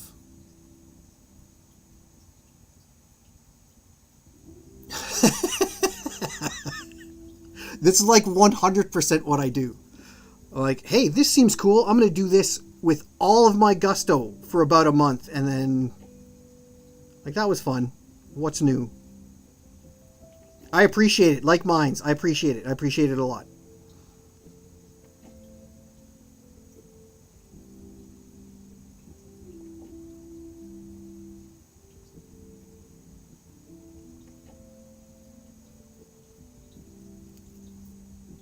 It's so like most of it's not that bad. I really like every time I have to go inside the thighs here or under the chest. I don't understand how you don't fuck that up. I also don't understand. I don't know if this little bit here you can't see because my camera is shit. There's like a little bone right here, and I don't know if this little bone is supposed to be part of the carapace. So I don't know if I should paint it the purple. The one thing I'm glad I learned, and I think it was Warhammer, I can't remember which podcast and or YouTube channel I was listening to, because I was very worried about like, well, what if I don't want to stick with the paint schemes that Games Workshop gives me? Because, you know what, like, I mean, what if it's a rules thing? No, your purple Tyranid means it spits acid, which does this much damage, blah, blah, blah. You know what I mean? Oh, whoa, what's going on? Sorry, I haven't been paying attention. They took Buffalo's touchdown away. It is 22-21 for the Chargers. There's 44 seconds left on the clock. And it's 4th and 8, Buffalo ball. He's kicking. 44 seconds to go. He's kicking a field goal attempt. Interesting. So now that's an interesting thing. When I was priming, okay, I've got another Space Marine here. He's not done, and it's probably my worst paint job so far. I accidentally primed this guy in white. And you can see the difference after. His blue versus the black prime. Like, look at the difference. That's incredible. And obviously I prefer the black prime. All the Tyranids are in a gray primer. No, wait, no, sorry. The Tyranids are a white primer. I don't have a gray primer. Black does seem way smarter for future shadowing, though. So that's probably what I'm going to stick to from now on. Oh, my brush is, I don't know what it's called, flaying at the end.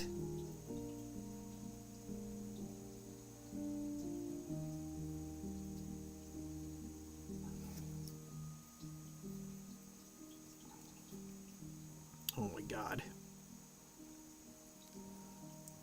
See, like this. Like, what am I going to do here? Buffalo got its field goal, but there's a flag on the field. It's against the defense. Kick is good, so it is now 24-22. Buffalo. 28 seconds on the clock. Oh, Chargers have no timeouts. They essentially have to basically throw the field. Good luck, boys. This is not gonna go well. I don't even understand. I can't even see it, you guys.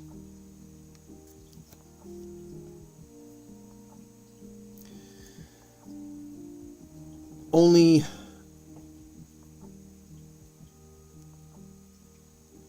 Hells yes, Rams fan. Thank you very much. Yes. Oh my god, it's another Rams fan. What are the chances?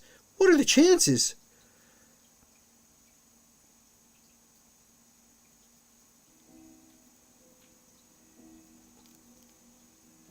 All I want is to ruin San Francisco's year. That's all I want. Ha ha ha. I'll fucking laugh so hard. I will laugh so hard if we make it into the playoffs and beat the Niners. Wouldn't that be amazing if we just like lost to the Niners every time in regular season, but continued to beat them in the playoffs? What is the Discord?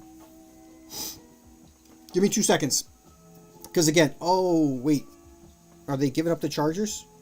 Honestly, you know what's funny? If Herbert were playing this game, the Chargers would have won.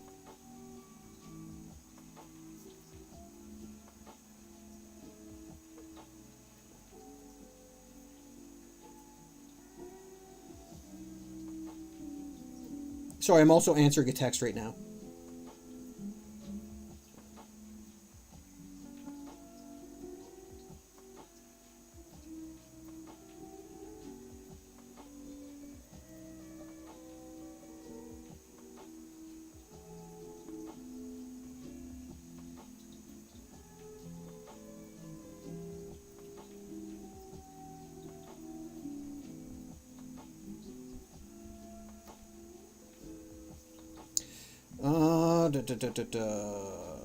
Holy shit, Justin, you have a lot, bud. That's awesome. Give me 2 seconds here. I'll see if I can remember how to invite members. Here we go. Now I assume because this is my YouTube, they're going to let me put this in the chat.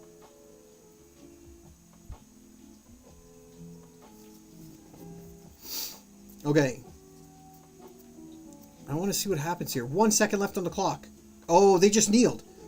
The Chargers just gave up?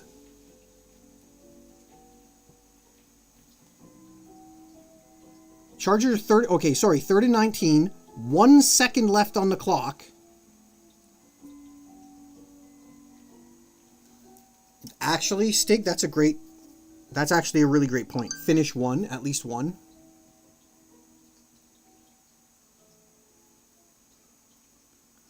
Here's what you got to do. Paint the part on one, then do the null oil on that part. You know what I'm going to have to do with the Discord? I'm going to have to start like a Warhammer section. Which is fine. I've got no problem with that. Because everybody else is going to be like, what are you guys doing? Then move on to the next model while the null oil dries. Well, see, but that's kind of what my thought process was in the way I'm doing it right now, too. Is like, if I wanted to do second coats, by the time I'm done the last one of these guys, I can do second coats on the carapaces. That is a decent lateral. It's a fair.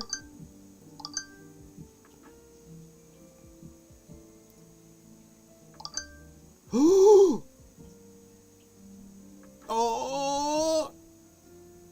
No. No. Bills win.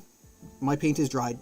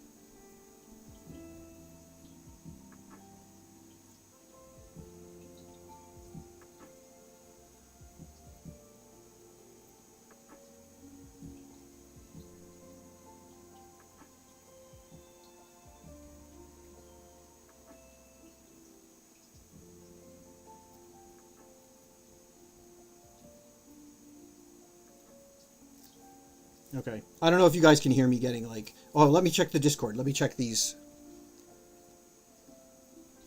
Whoa. That's your first attempt?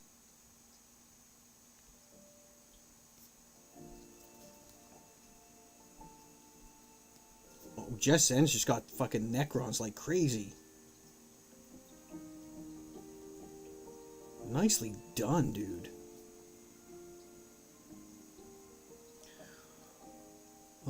So I just then I recognize the Necrons. What are the other ones? Are those Chaos?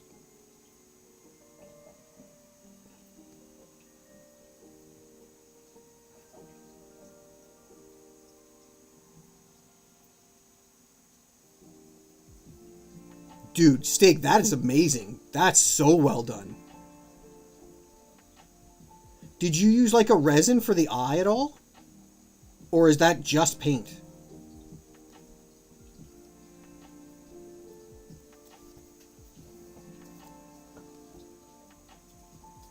Holy crap. Those are so good.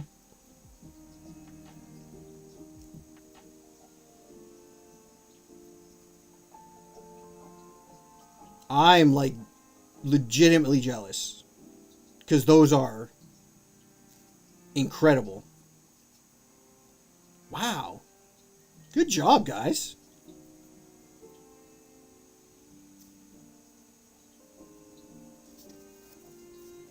Okay. Give me a second. I gotta turn my Steam Deck off. And then I've let all the paint dry on my brush. And on the palette again. So wet palette I have thought about, but again, I was just like, I don't know. Because at the time, I was like, well, maybe I'm just going to airbrush. Not realizing that there's no way you're going to airbrush details onto these things.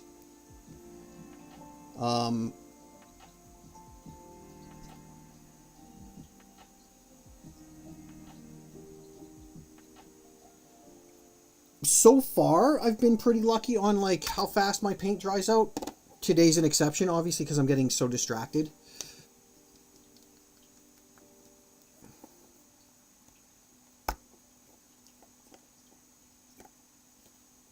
Pure Lights are big models. Yeah, so that's like, are those like Titans? Is that what they're called? Walker's Titans? Again, go to the Imperial Iterator. He has a 15-minute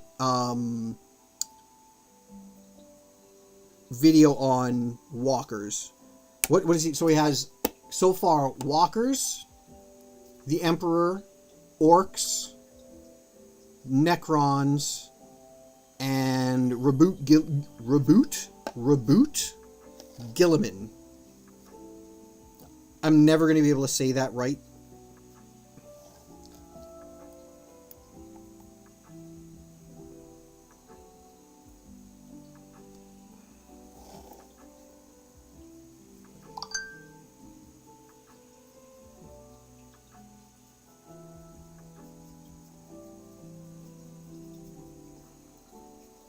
The best tip, honestly, I have heard from a guy painting on YouTube was trying to layer or trying to find the right consistency for your paints is to do this, and it should kind of pull back in on itself but not completely disappear or go transparent. And so far, I think that's really worked well for me. But we'll see. How is this guy? Are we good on this guy? We didn't do the gun. Also, half his head is not painted with the bone color. Okay. Okie dokie, okie dokie. Kind of like Titans, but smaller. Okay. So that's... I've seen them used on 40K in 40 minutes. I think I've seen them used. Don't those make up almost an entire army to themselves, though? Right? Like you get like 5 on the board or something? I have a small 1,000 point Chaos Space Marines. Okay.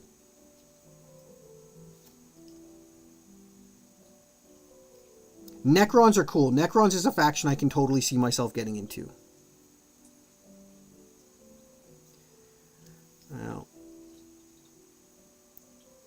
I think I'm really fucking this up. I'm not going to lie.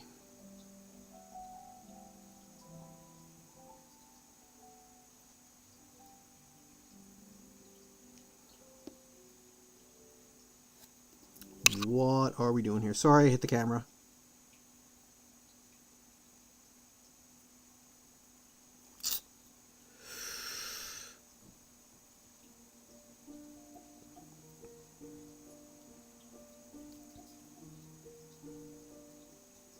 Oh my god. I think I'm getting worse instead of better, you guys. But I'm enjoying it. And that's what counts. Let's do this guy.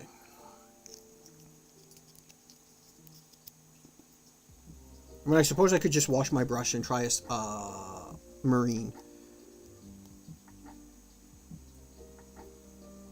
3 armatures and a knight is 1,000 points. Okay.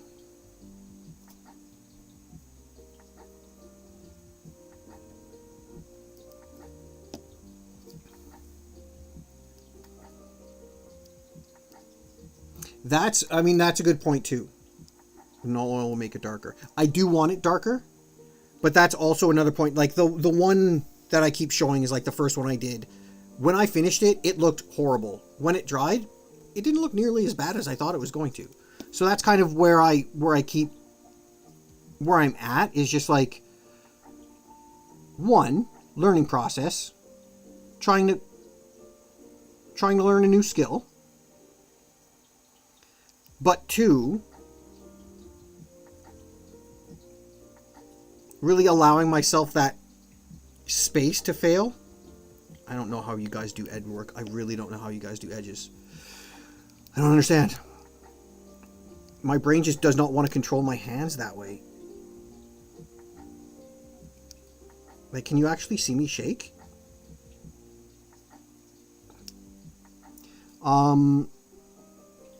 And again, learning process. I mean, it was like, honestly, it was this or take a pottery class. Either of them was going to be expensive and frustrating. Although I don't really find this frustrating. Because again, and I'll continue to say it, I'm kind of allowing myself room to fail. Because I'm just starting.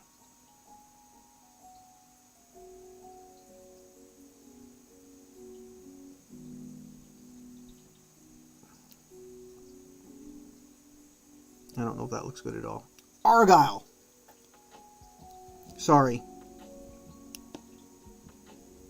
On the radio the other day, they were doing like a Christmas quiz, and one of the questions was, what was the name of the limo driver in Die Hard whose name started with A? And it's been racking my brain for, I shit you not, like a week and a half, and I just thought of it. His name was Argyle. Because I knew it was like also the name of like an object or something. Argyle is a fabric. Yeah, my brush is splitting, so it's not making things any easier. But also, like, I seem to leave a lot of brush strokes, which a video said is a sign that your paint is too thick. But now here's the thing. If I thin it anymore, it's not going to look like it's covering anything. Edges use the side of the brush instead of the tip. So for edging, yes. Do I even just doing this? That makes sense. Rest your wrist on the table. Oh, by the way, if you really don't like how they look, you can just soak them in isopropyl alcohol and strip the paint. I was thinking about that this morning. Thank you very much. I was like, if I really screw these up, can I just repaint them? But what could I do that doesn't eat the plastic? So thank you so much. I very much appreciate that little tip.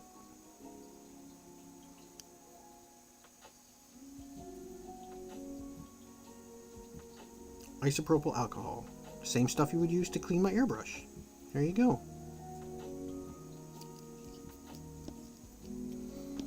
Okay.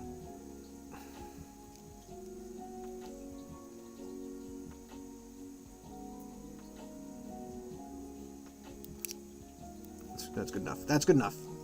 Every time I try to force those ones, I make it worse, so.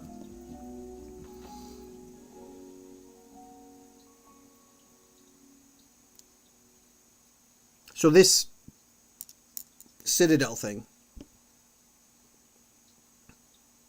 I bought very specifically. You see how it's got primer on it. That I've got very specifically because I got Paycan or spray can primer. I was going to order it on Amazon. The game store next, or not next to me, but the game store like on my side of town here is selling these for like $8 less than Amazon.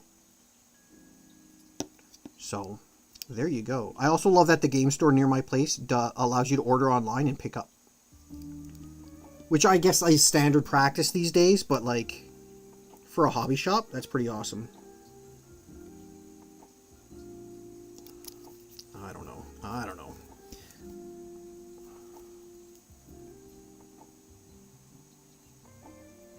You know what the problem is? I figured it out, guys. I'm left-handed, and this has got to be a right-handed paintbrush. And that's my story, and I'm sticking to it.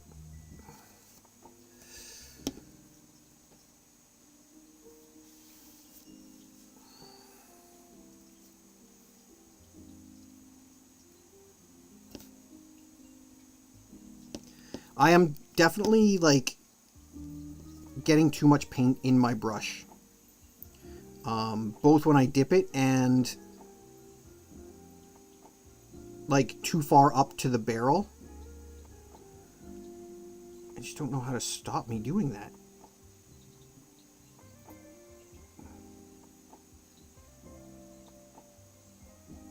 I also wish you guys had, like, I wish I had a better camera so you guys could be like, oh, you could do this with your brush stroke. It'll help.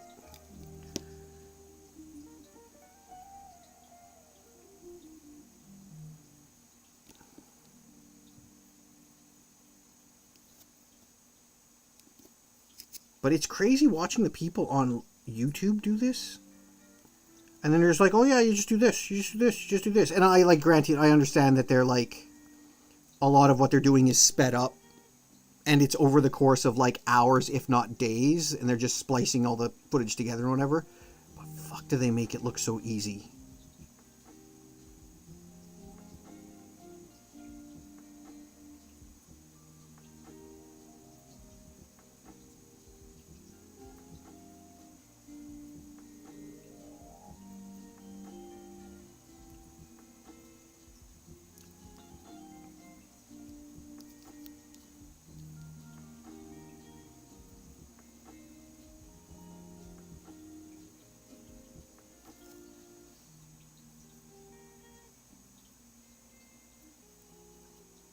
Oh my god, I'm like 100% painting off of camera. I apologize, guys.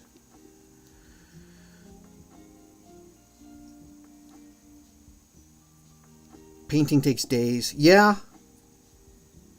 I mean, especially when you have like a job and other things to do. I've wanted to paint the last few nights, but haven't had the opportunity or the time.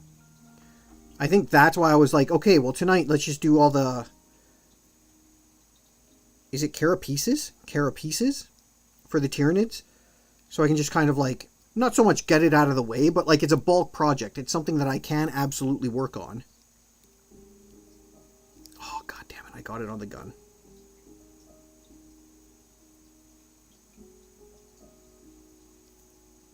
And now I got it on the side of his head. Well, I need to kind of paint up there anyway, but... That's one thing I also, like, once I'm done, if I'm painting here, I paint here. And then once I'm done, I need to realize that I need to just take my brush off and move it away. Because I almost immediately go absent-minded, and then I end up doing stuff like that, painting the side of his head when I'm not supposed to.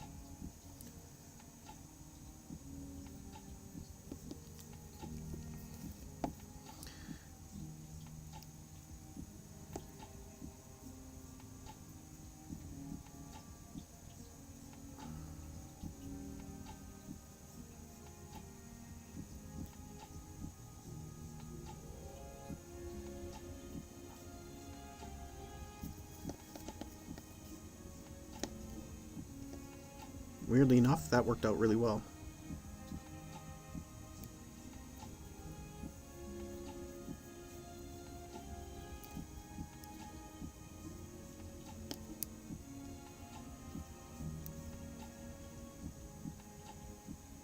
Oh no, I need to do the inside of these things again. Every time. Every time!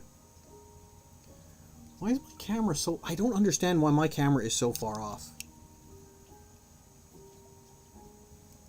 like what I'm looking at versus what you guys see.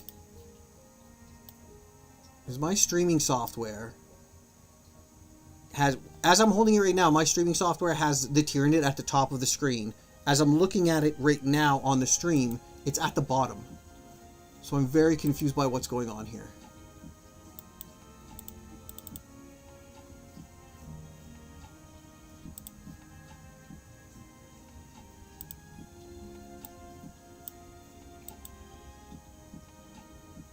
Give me 2 seconds. I'm just screwing around with my camera for a little bit.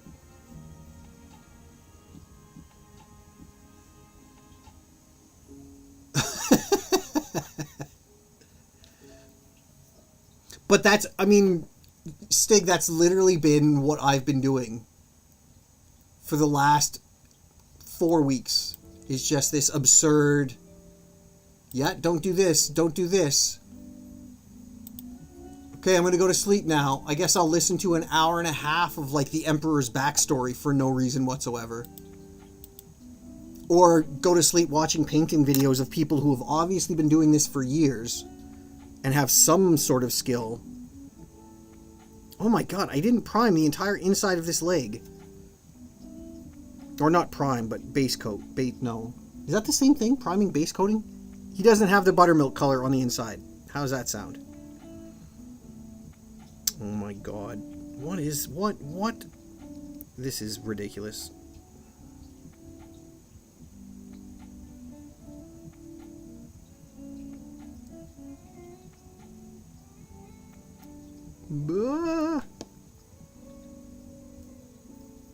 That surprisingly worked out really well. This might be easier, actually.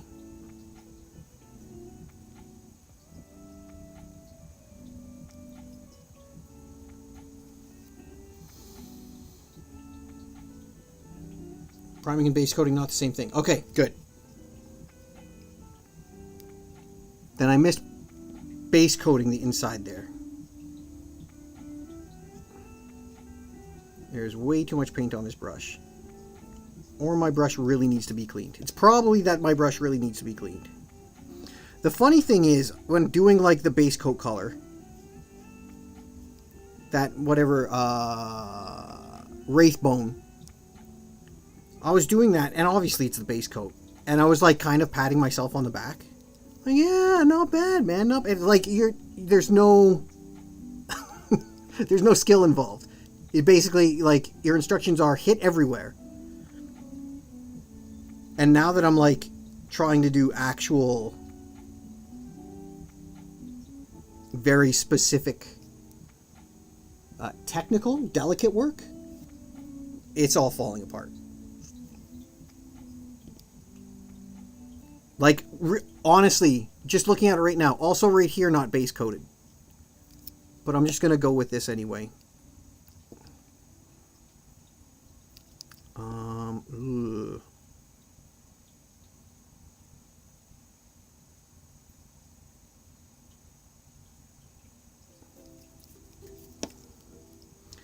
Oh my lord.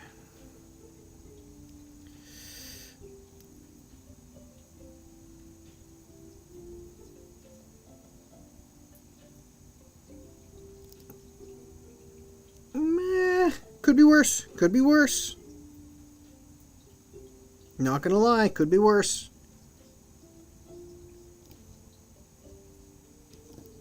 I mean, absolutely could be better, but it could be worse.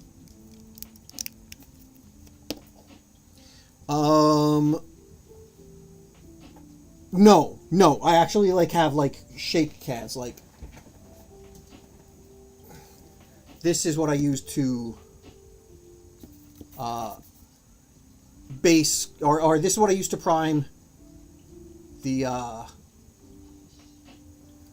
Space Marines. This is what I use to prime, I mean, I think it's the same company, the Tyranids.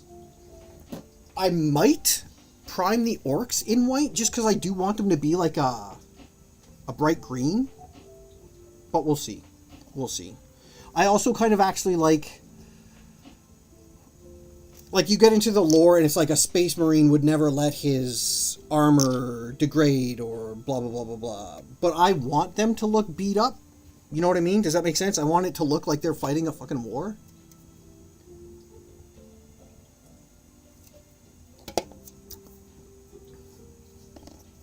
I think the orcs, I probably, to be honest, should have started painting with the orcs.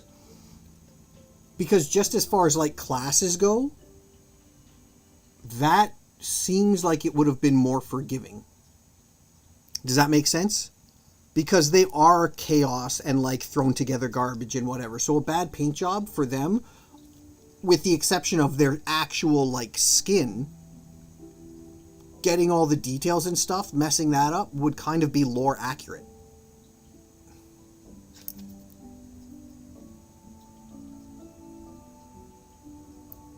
Grimdark Battleworn armor is a thing. I watched a guy do like silver or like sponge stippling. So he was like, he got a sponge on a pair of tweezers and he was just dipping it in, I think it might have been this stuff, but I don't know if it was necessarily this one specifically, but in like a metal flake kind of paint, and he was just dabbing it on the sides of like his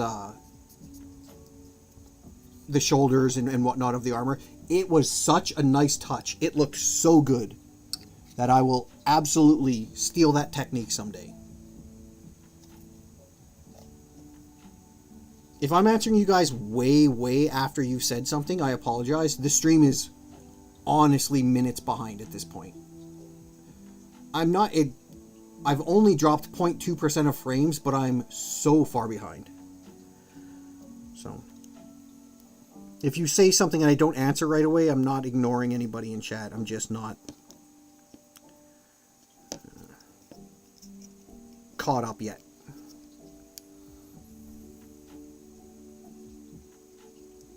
See, this is what I should be doing.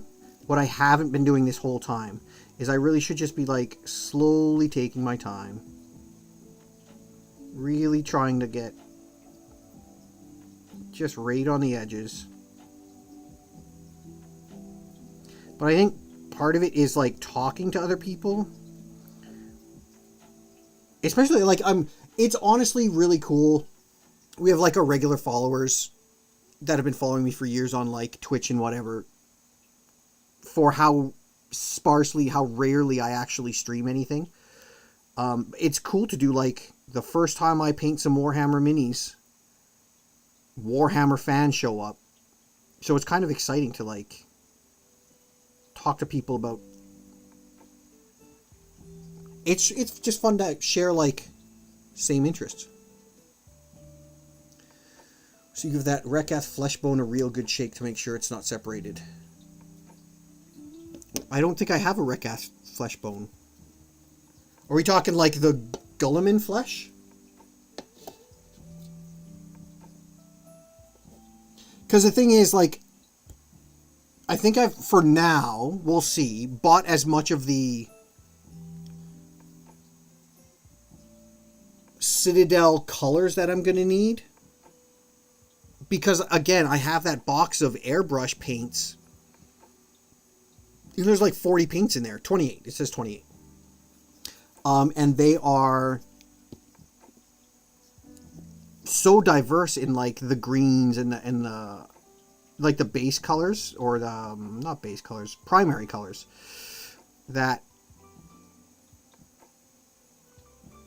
I'm going to probably use a lot of those before I decide to drop a whole bunch more money on Citadel paints, because let's be honest, Citadel paints kind of expensive. And I have seen people saying, like, if you like the acrylics that you use in your airbrush, use them with a brush. So I will definitely give that a shot. Like, paint is paint. Delivery method is the only thing that's changing. See what happens when I actually, like, take my time and try to concentrate on what I'm doing? But, I mean, I guess this is why people are like, oh my god, paint... takes me 5 days to do one piece. I get that if I went this slow every time. I'm going to have to do something to repair this brush. It is really, really, really splitting. My paint is also drying out. Maybe the wet palette is not a bad idea.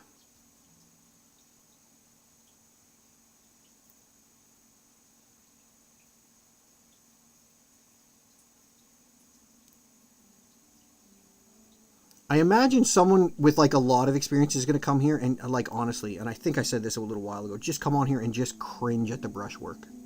What are you doing to that poor paintbrush? Null oil. Yes, yes, null oil.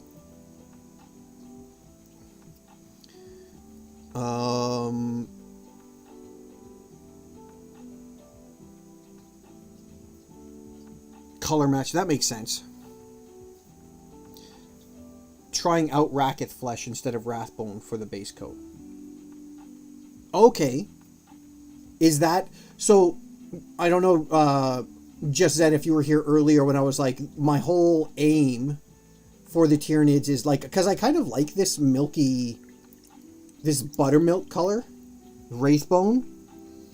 But I really do want like... I want highlights of like almost a sickly pink color. To make it, you know, just actually make like their flesh seem more fleshy.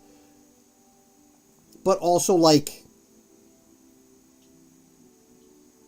They are like kind of a vermin hive kind of situation. Like I want them to seem very sickly and gross. This is all dry already?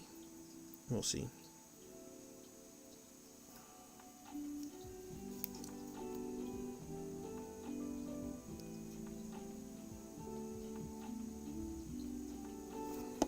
And I do apologize that I keep moving away from the camera. Again, what I see on my feed versus what you guys are seeing on YouTube is completely... I don't even understand how my camera is that different. Murdering that brush.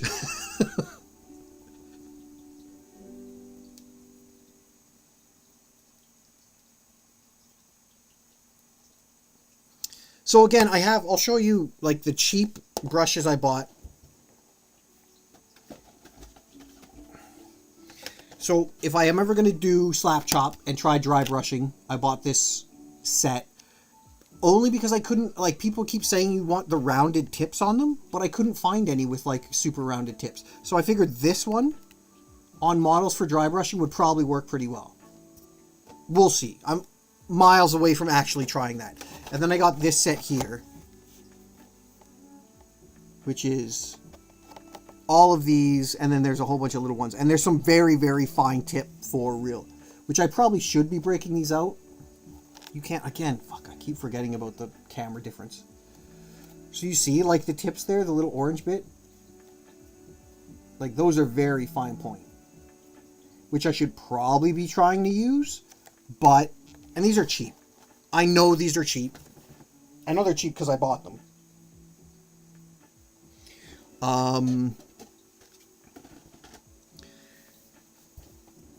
I'll break those out when I get to the point where I'm like, I feel like I'm confident enough to do some really fine detail work. Cheap brushes are the best brushes. I saw, who was I watching the other day?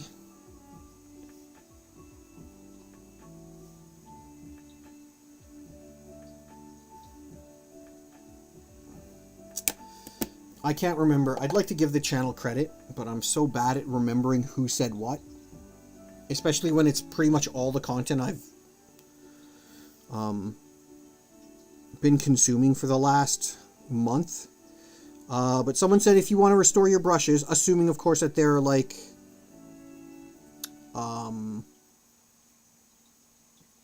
artificial, which I believe this one is. This Citadel starter brush, I believe, is artificial. I don't believe it's actual, like a hairbrush.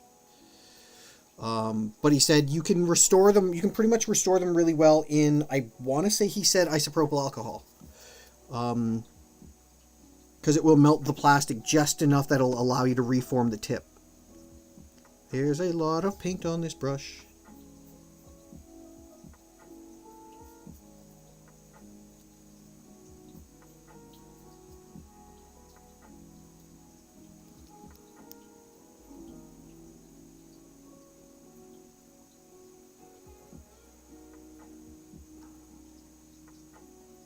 But like this brush that I'm using, it came in the starter kit, like the Warhammer starter kit. So I'm not like 100% worried about protecting it all that much. Citadel wouldn't have given it away if it wasn't pretty much disposable, if that makes sense.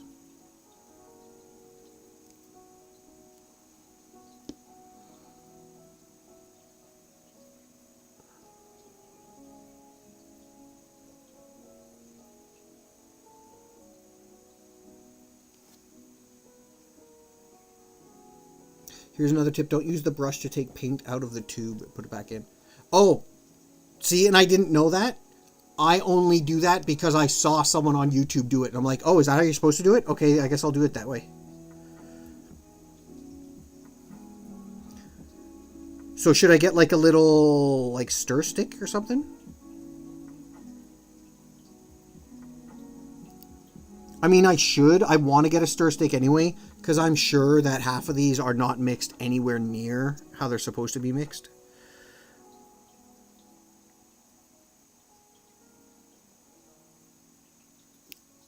That's not bad. I think I finally got those two little tail things right.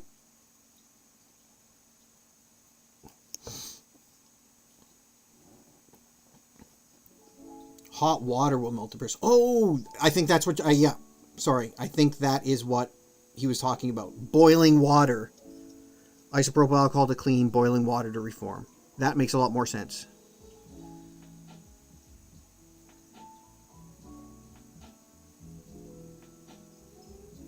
Oh, wow, there's way too much water in this.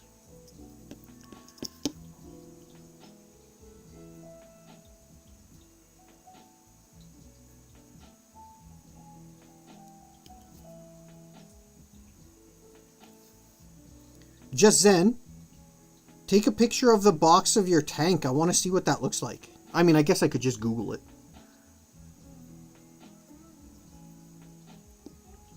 I don't know if Rogel Dorn has shown up in the book I'm reading yet.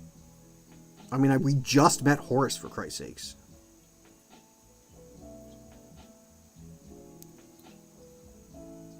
And I am definitely going to have to get my library to start carrying these books, because... although I did pre-order the paperback version of Gothraka something or other... the paperback version is coming out in January? And then there's a Sister Sororitas book coming out. I have both of those pre-ordered. One in January, one in February. The good thing about book pre-orders on Amazon is you don't get charged until they ship. So...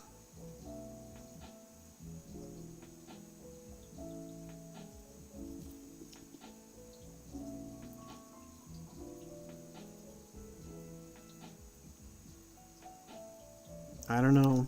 I don't know, guys. I might go orc.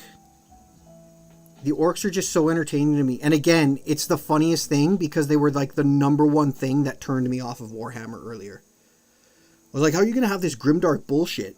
And then you're going to have this cartoony fucking orc onslaught. Which is the weirdest thing because I think that's why I like them now.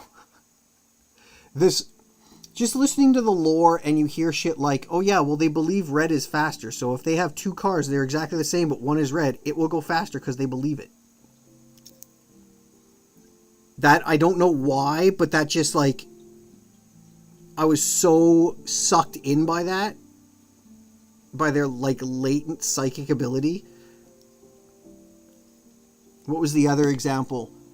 That their mechanics aren't actually mechanically inclined. It's just that they'll throw a whole bunch of scrap together and because they believe it'll work, it works. That's so funny. It's so funny to me. And then dumb shit like... is black is the toughest color? Green is the toughest color? I can't remember what it is. But the one of those, the color things, the color thing that got me the most is... purple is the sneakiest, stealthiest color. And the only reason behind that is, have you ever seen a purple orc? The answer is no. Therefore, it's the sneakiest color. It's so funny. It's so funny to me.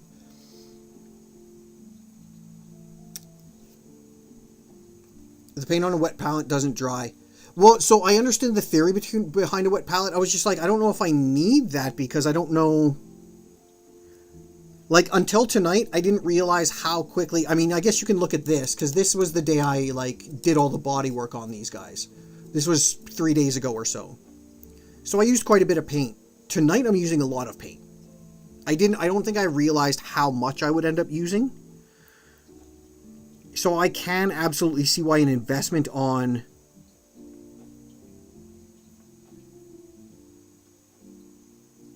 on a wet palette would be a smart idea.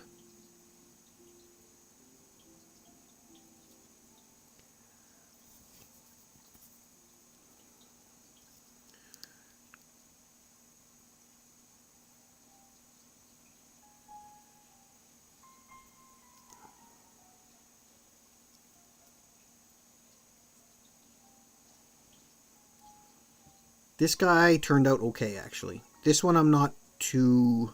well...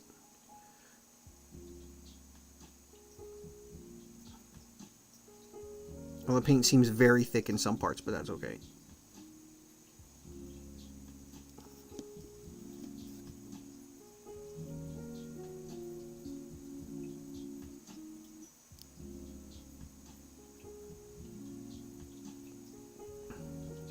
So yes, it looks like 2026 we'll get the first, like, on-screen Warhammer stuff.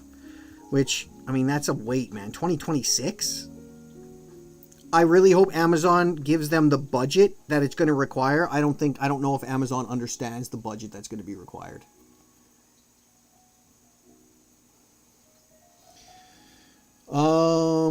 Sent 2 picks, 1 each type of tank I have to build. Okay, cool. I will take a look.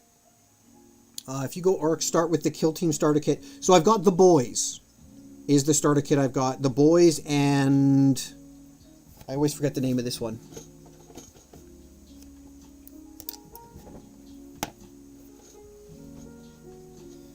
And then this I bought the other day because I found it at a really good price. So... but again, I don't like all the things that I have. I don't think I could make a full army out of any of them. Right? If it's 1,000 points, there's no way. I've got 5 Space Marines. However many of these came in this box. I want to say 12 of these guys in the Ripper Swarm. 1, 2, 3, 4, 5, 6, 7, 8, 9, 10.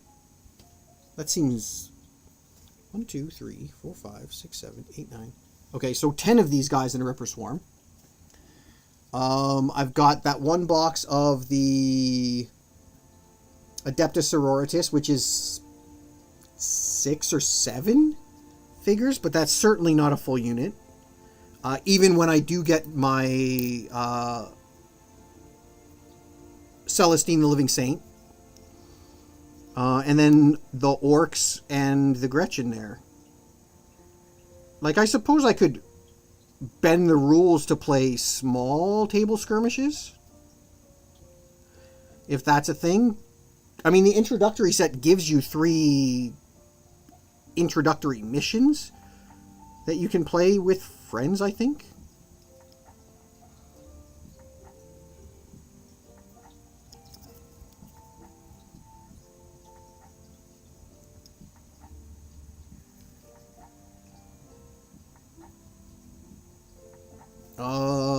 Kill Team Orcs, terrain, battle maps. Terrain and maps is something I definitely going to need.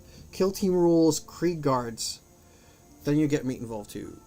You've used more paint on your palette than you've done on the bottles. That's honestly accurate. Do I have any sort of pink color? 1 part pink to 4 parts null oil. Oh. Well, I mean, the Magos purple, unfortunately, now the more I look at it, looks a little too much like the shell, like the purple I'm using on the Carapace. I could probably use the Guilliman Flesh, which honestly, it does definitely need to be mixed badly. I need a paint mixer, and I need, like, you can get those little ball bearings that you put in the paint. I could probably mix this in there. That might look pretty good. This and the null oil. It'd be an almost a bloody red. But you're right, this doesn't look right. When I looked at this at first, this looked like a sickly flesh color, and it does not look like that anymore. Let's open it up and see if it changes, if it looks different inside the bottle. Full army is 2,000 points. Kill team is a full kill team. Combat patrol is full combat patrol. 1K is a full army.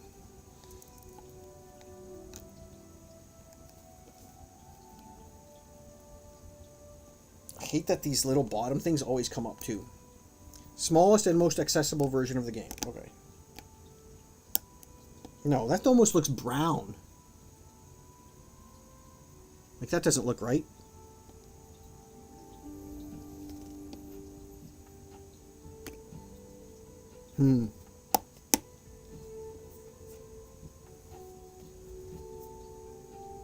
Kill team is like 10 versus 10. So that I could probably be pretty set up to do.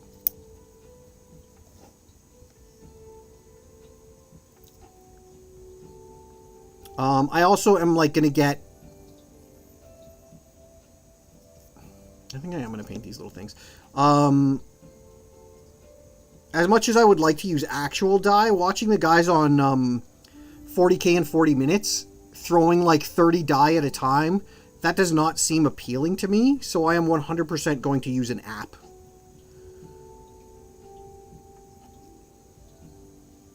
As much as I like the sound of dice rolling, I don't want to spend all that time counting and picking things up.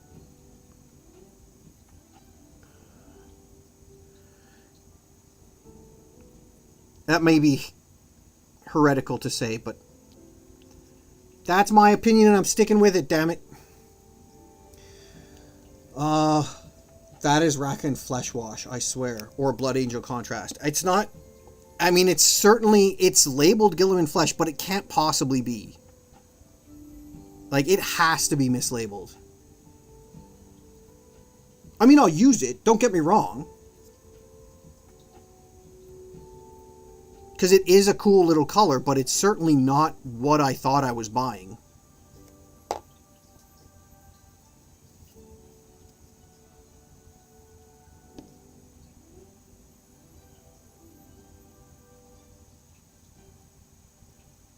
You definitely want to use dice.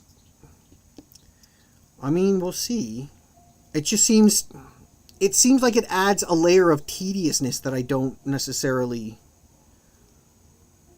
think I'll dig. I don't know what to do with this. It's almost like a pubic bone, a kawaka bone. Is it a kawaka? Is that what birds have? Kawakas? Kolaka? I'm not a biologist, damn it. But there's almost a pubic bone here, and I honestly do not know what color it should be. And it's really bugging the hell out of me. On all of them I've looked at it and I'm like, what color should this be? Maybe it should be black to go along with the hooves and the nails?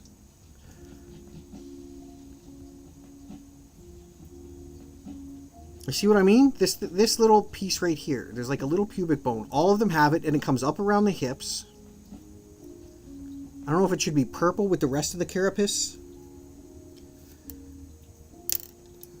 What time do we got? Alright. I might do one or two more. And then call it at that.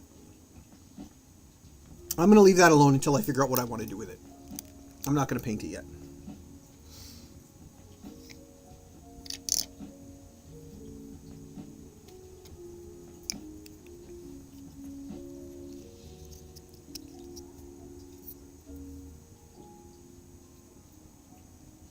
I think also one of the reasons I'm doing all of these at the same time is because they are so homogeneous. And don't get me wrong, it's not, I mean, bad example, I grabbed two that are the same model. They're not all the same model. They're three split up models. Or duplicate, three duplicates. Because you see how this guy's like, gun goes under him? Under his jaw versus this guy who carries it out in front of him. So it's not the same model, but they're still very homogeneous. Whereas like an orc, if I did an orc or even a space marine, I would want to give it its own individual personality, whereas these are a hive. So to me, it's totally okay if you do them all at the same time and make them all look very similar, very uniform, because that's what they would be.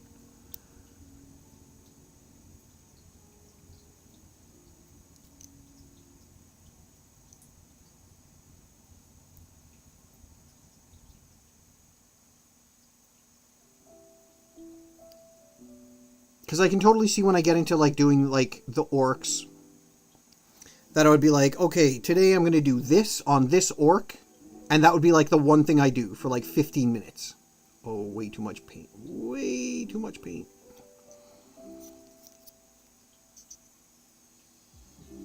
But this, because I knew I was going to stream tonight, I was like, well, I want to be able to do something for hours.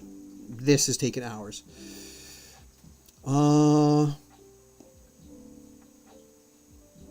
We need to see some red and some pink. Mix some of that Gilliman's in with the Wraithbone to make some pink. Ooh. Paint the pubic bones, Gilliman's flesh, and then do the Wraithbone part. 75%, 25, Gilliman's flesh. Then null oil the whole thing. 75%. So basically my next coat of Wraithbone, add 1 part Gilliman's flesh, and then null oil the whole thing. I can do that. I think that would achieve the look I'm trying to achieve.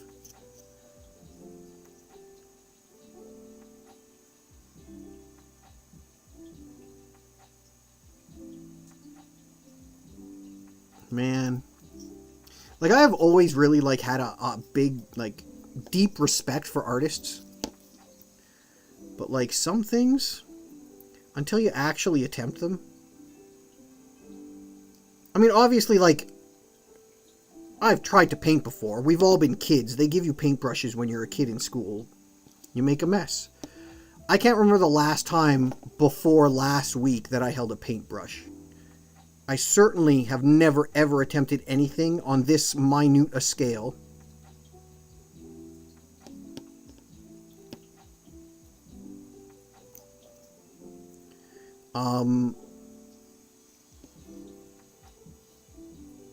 Yeah, like I can barely...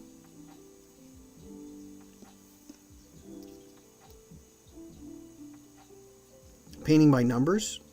Yeah, but I mean, it still does take... I gotta really concentrate on keeping my brush strokes moving in the same direction.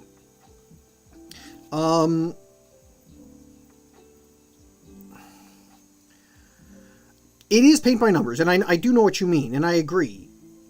But it also, there's absolutely skill involved. Especially when you get into, and I mean, like you said, null oil is like a crutch, and it is one that I will lean on heavily. But watching all these people online that are adding, like, quote-unquote texture and depth, like, those are skills. And they are absolutely artistic. They are beyond what I am capable of at this point in time. Will I ever get there?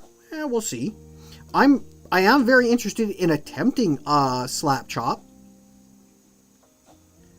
But at first when I watched it, I was like, oh, that's cool. That looks so easy. I'll do that. And then sometime in the last week, just watching more videos, I kind of lost what slap chop was attempting, like what its purpose was, because I had now watched so many, you know, like when you repeat a word, oh, fucking did that again, when you repeat a word over and over and over and over again, and then it loses its meaning.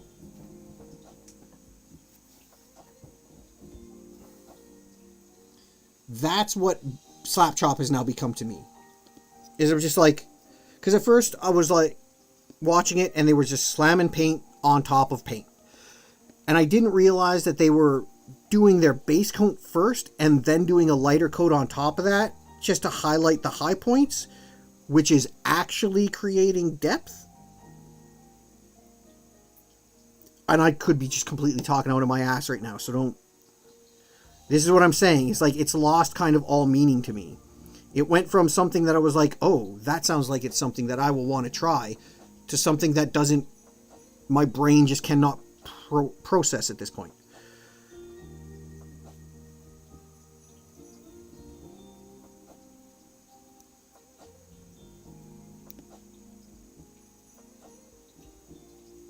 But it's fun. I mean, at the end of the day, these are going to look horrible. They will look like a preschooler did them. And I may or may not admit that it was me. Although I guess now there's video evidence. But the whole point was just to like do something to have fun. And I am having fun.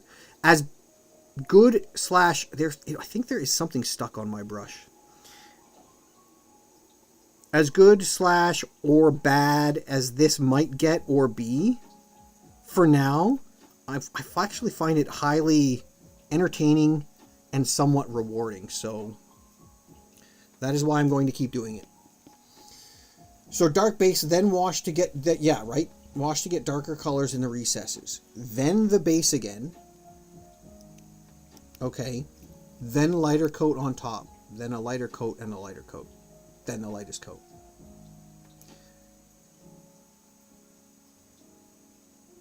Oh, I see. So you think I should already be like applying Null oil?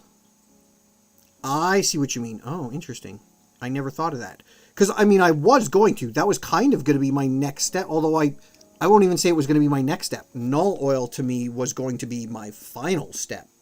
I didn't realize that it, along with painting, should be multiple coats.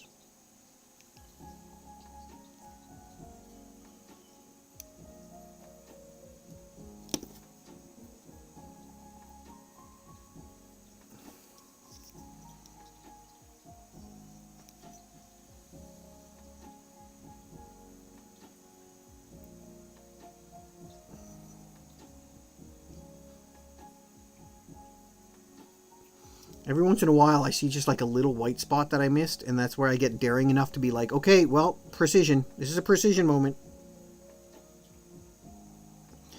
Every once in a while, I get it right.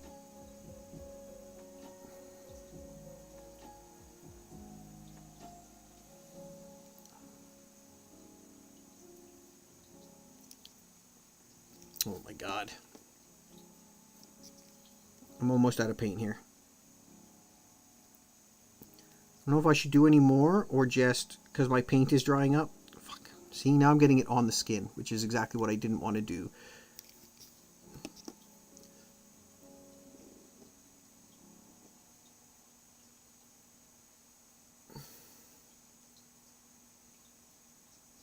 Then you go over the raised parts again with your base.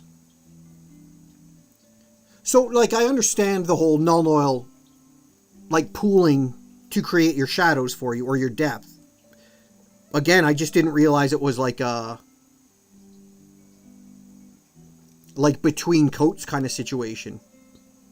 I guess maybe I wasn't paying attention to those videos as well as I should have been, because I always felt like it was just like a last part for people, like, and then I applied null oil. But again, a lot of these people that I've been watching online might just be doing like different things, different stages in the middle for their depth. Who knows? Who knows? I'm watching people far above my skill level who are not necessarily trying to teach me, but just trying to show me what they can do, if that makes sense.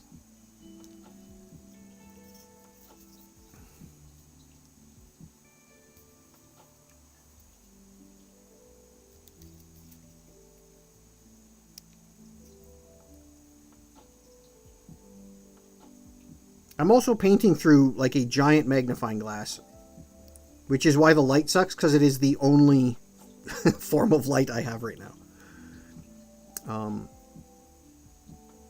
Because my eyes just aren't good enough to actually see the details in these models without some kind of magnification. It does make getting to these little bits a lot easier, though. I will admit that.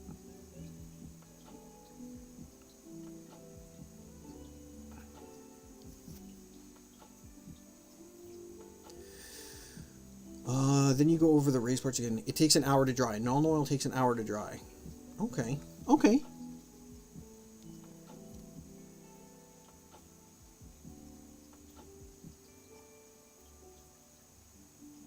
How did I miss like half of this guy on this side?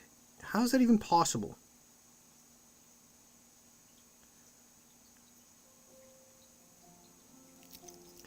Now I'm going the wrong way too.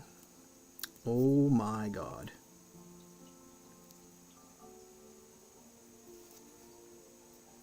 Yeah, we're going to finish this guy and then I think we're done. Just because my paint's really starting to dry up. I don't necessarily want to use any more.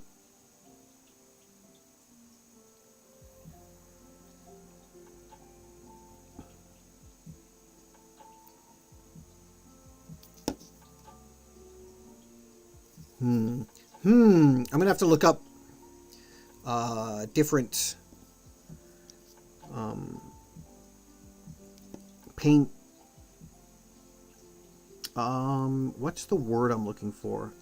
This is the point in streaming where I get, and I always get like this a couple hours in, where I just like words just don't want to form in my brain.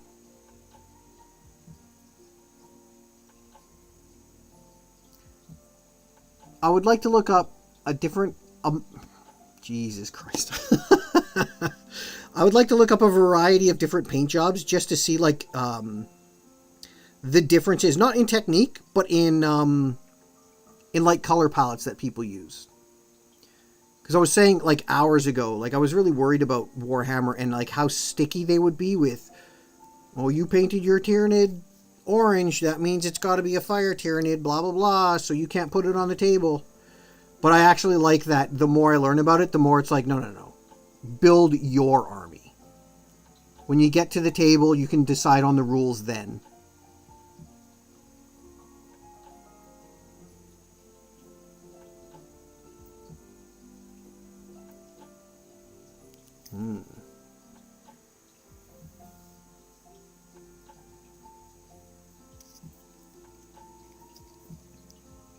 Because when I first went out and bought these, I'm like, okay, cool, I bought them. Now I have a model and I'll make it. Then I got it home and I'm like, well, I guess taking away from your paint by numbers things, like, I want to make my models. I understand that they have to conform to a certain rule set, but I don't want to have to... It's easier with the Space Marines because there are red Space Marines, black Space Marines. You better believe my Space Marines are essentially going to be in Los Angeles Rams uniforms.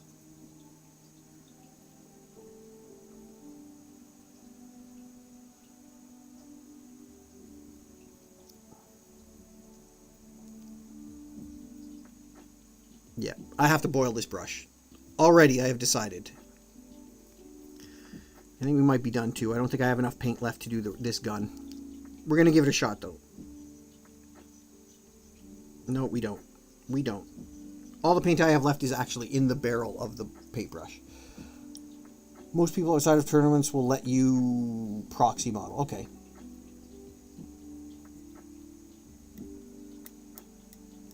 Do your base coat till you're happy with it. Then do null oil. Then do the next model while you wait. Yeah. So no, I understand the scheduling behind it. Again, I just think I just completely misunderstood how you use null oil. I thought it was like...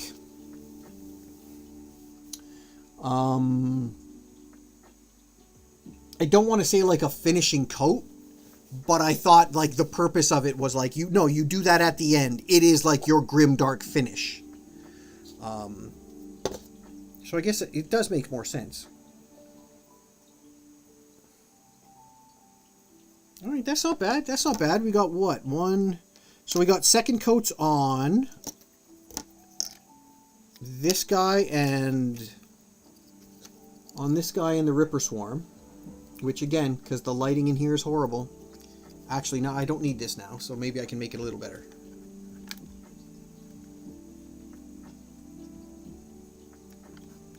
Somewhat better. So we've got that done for the most part. Ripper Swarm.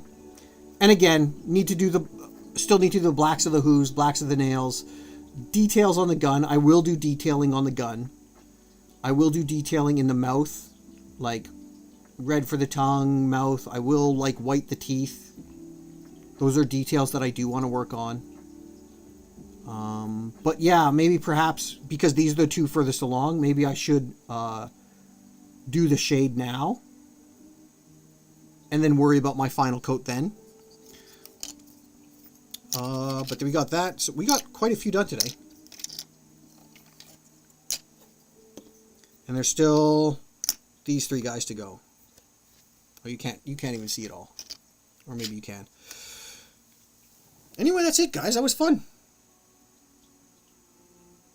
Watch the video you put in Discord. I will, for sure. Thank you very much. Thanks for hanging out, man. I really appreciate it. I had a lot of fun tonight. I'm almost definitely going to do another paint stream before I have to head back to work on Tuesday. So I just keep your eyes open. If you want to come back, I'll be here. They're nice, relaxing streams. They're good ways to just hang out with people. Have a chat online. You don't have to worry about concentrating all that much, but you do. And,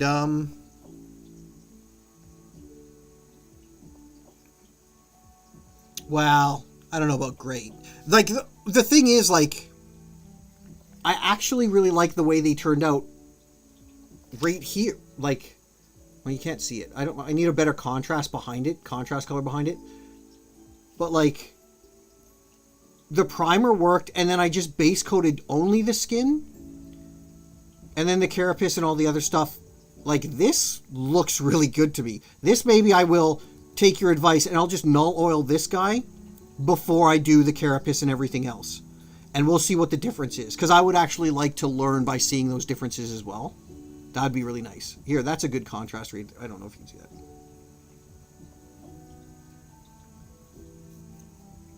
Cool. Awesome. Thanks, everybody, for hanging out today. I appreciate it. Keep your eyes out. I'll check out your stuff. And again, we're in the Discord. Don't be afraid to say hi. It's almost always really, really dead.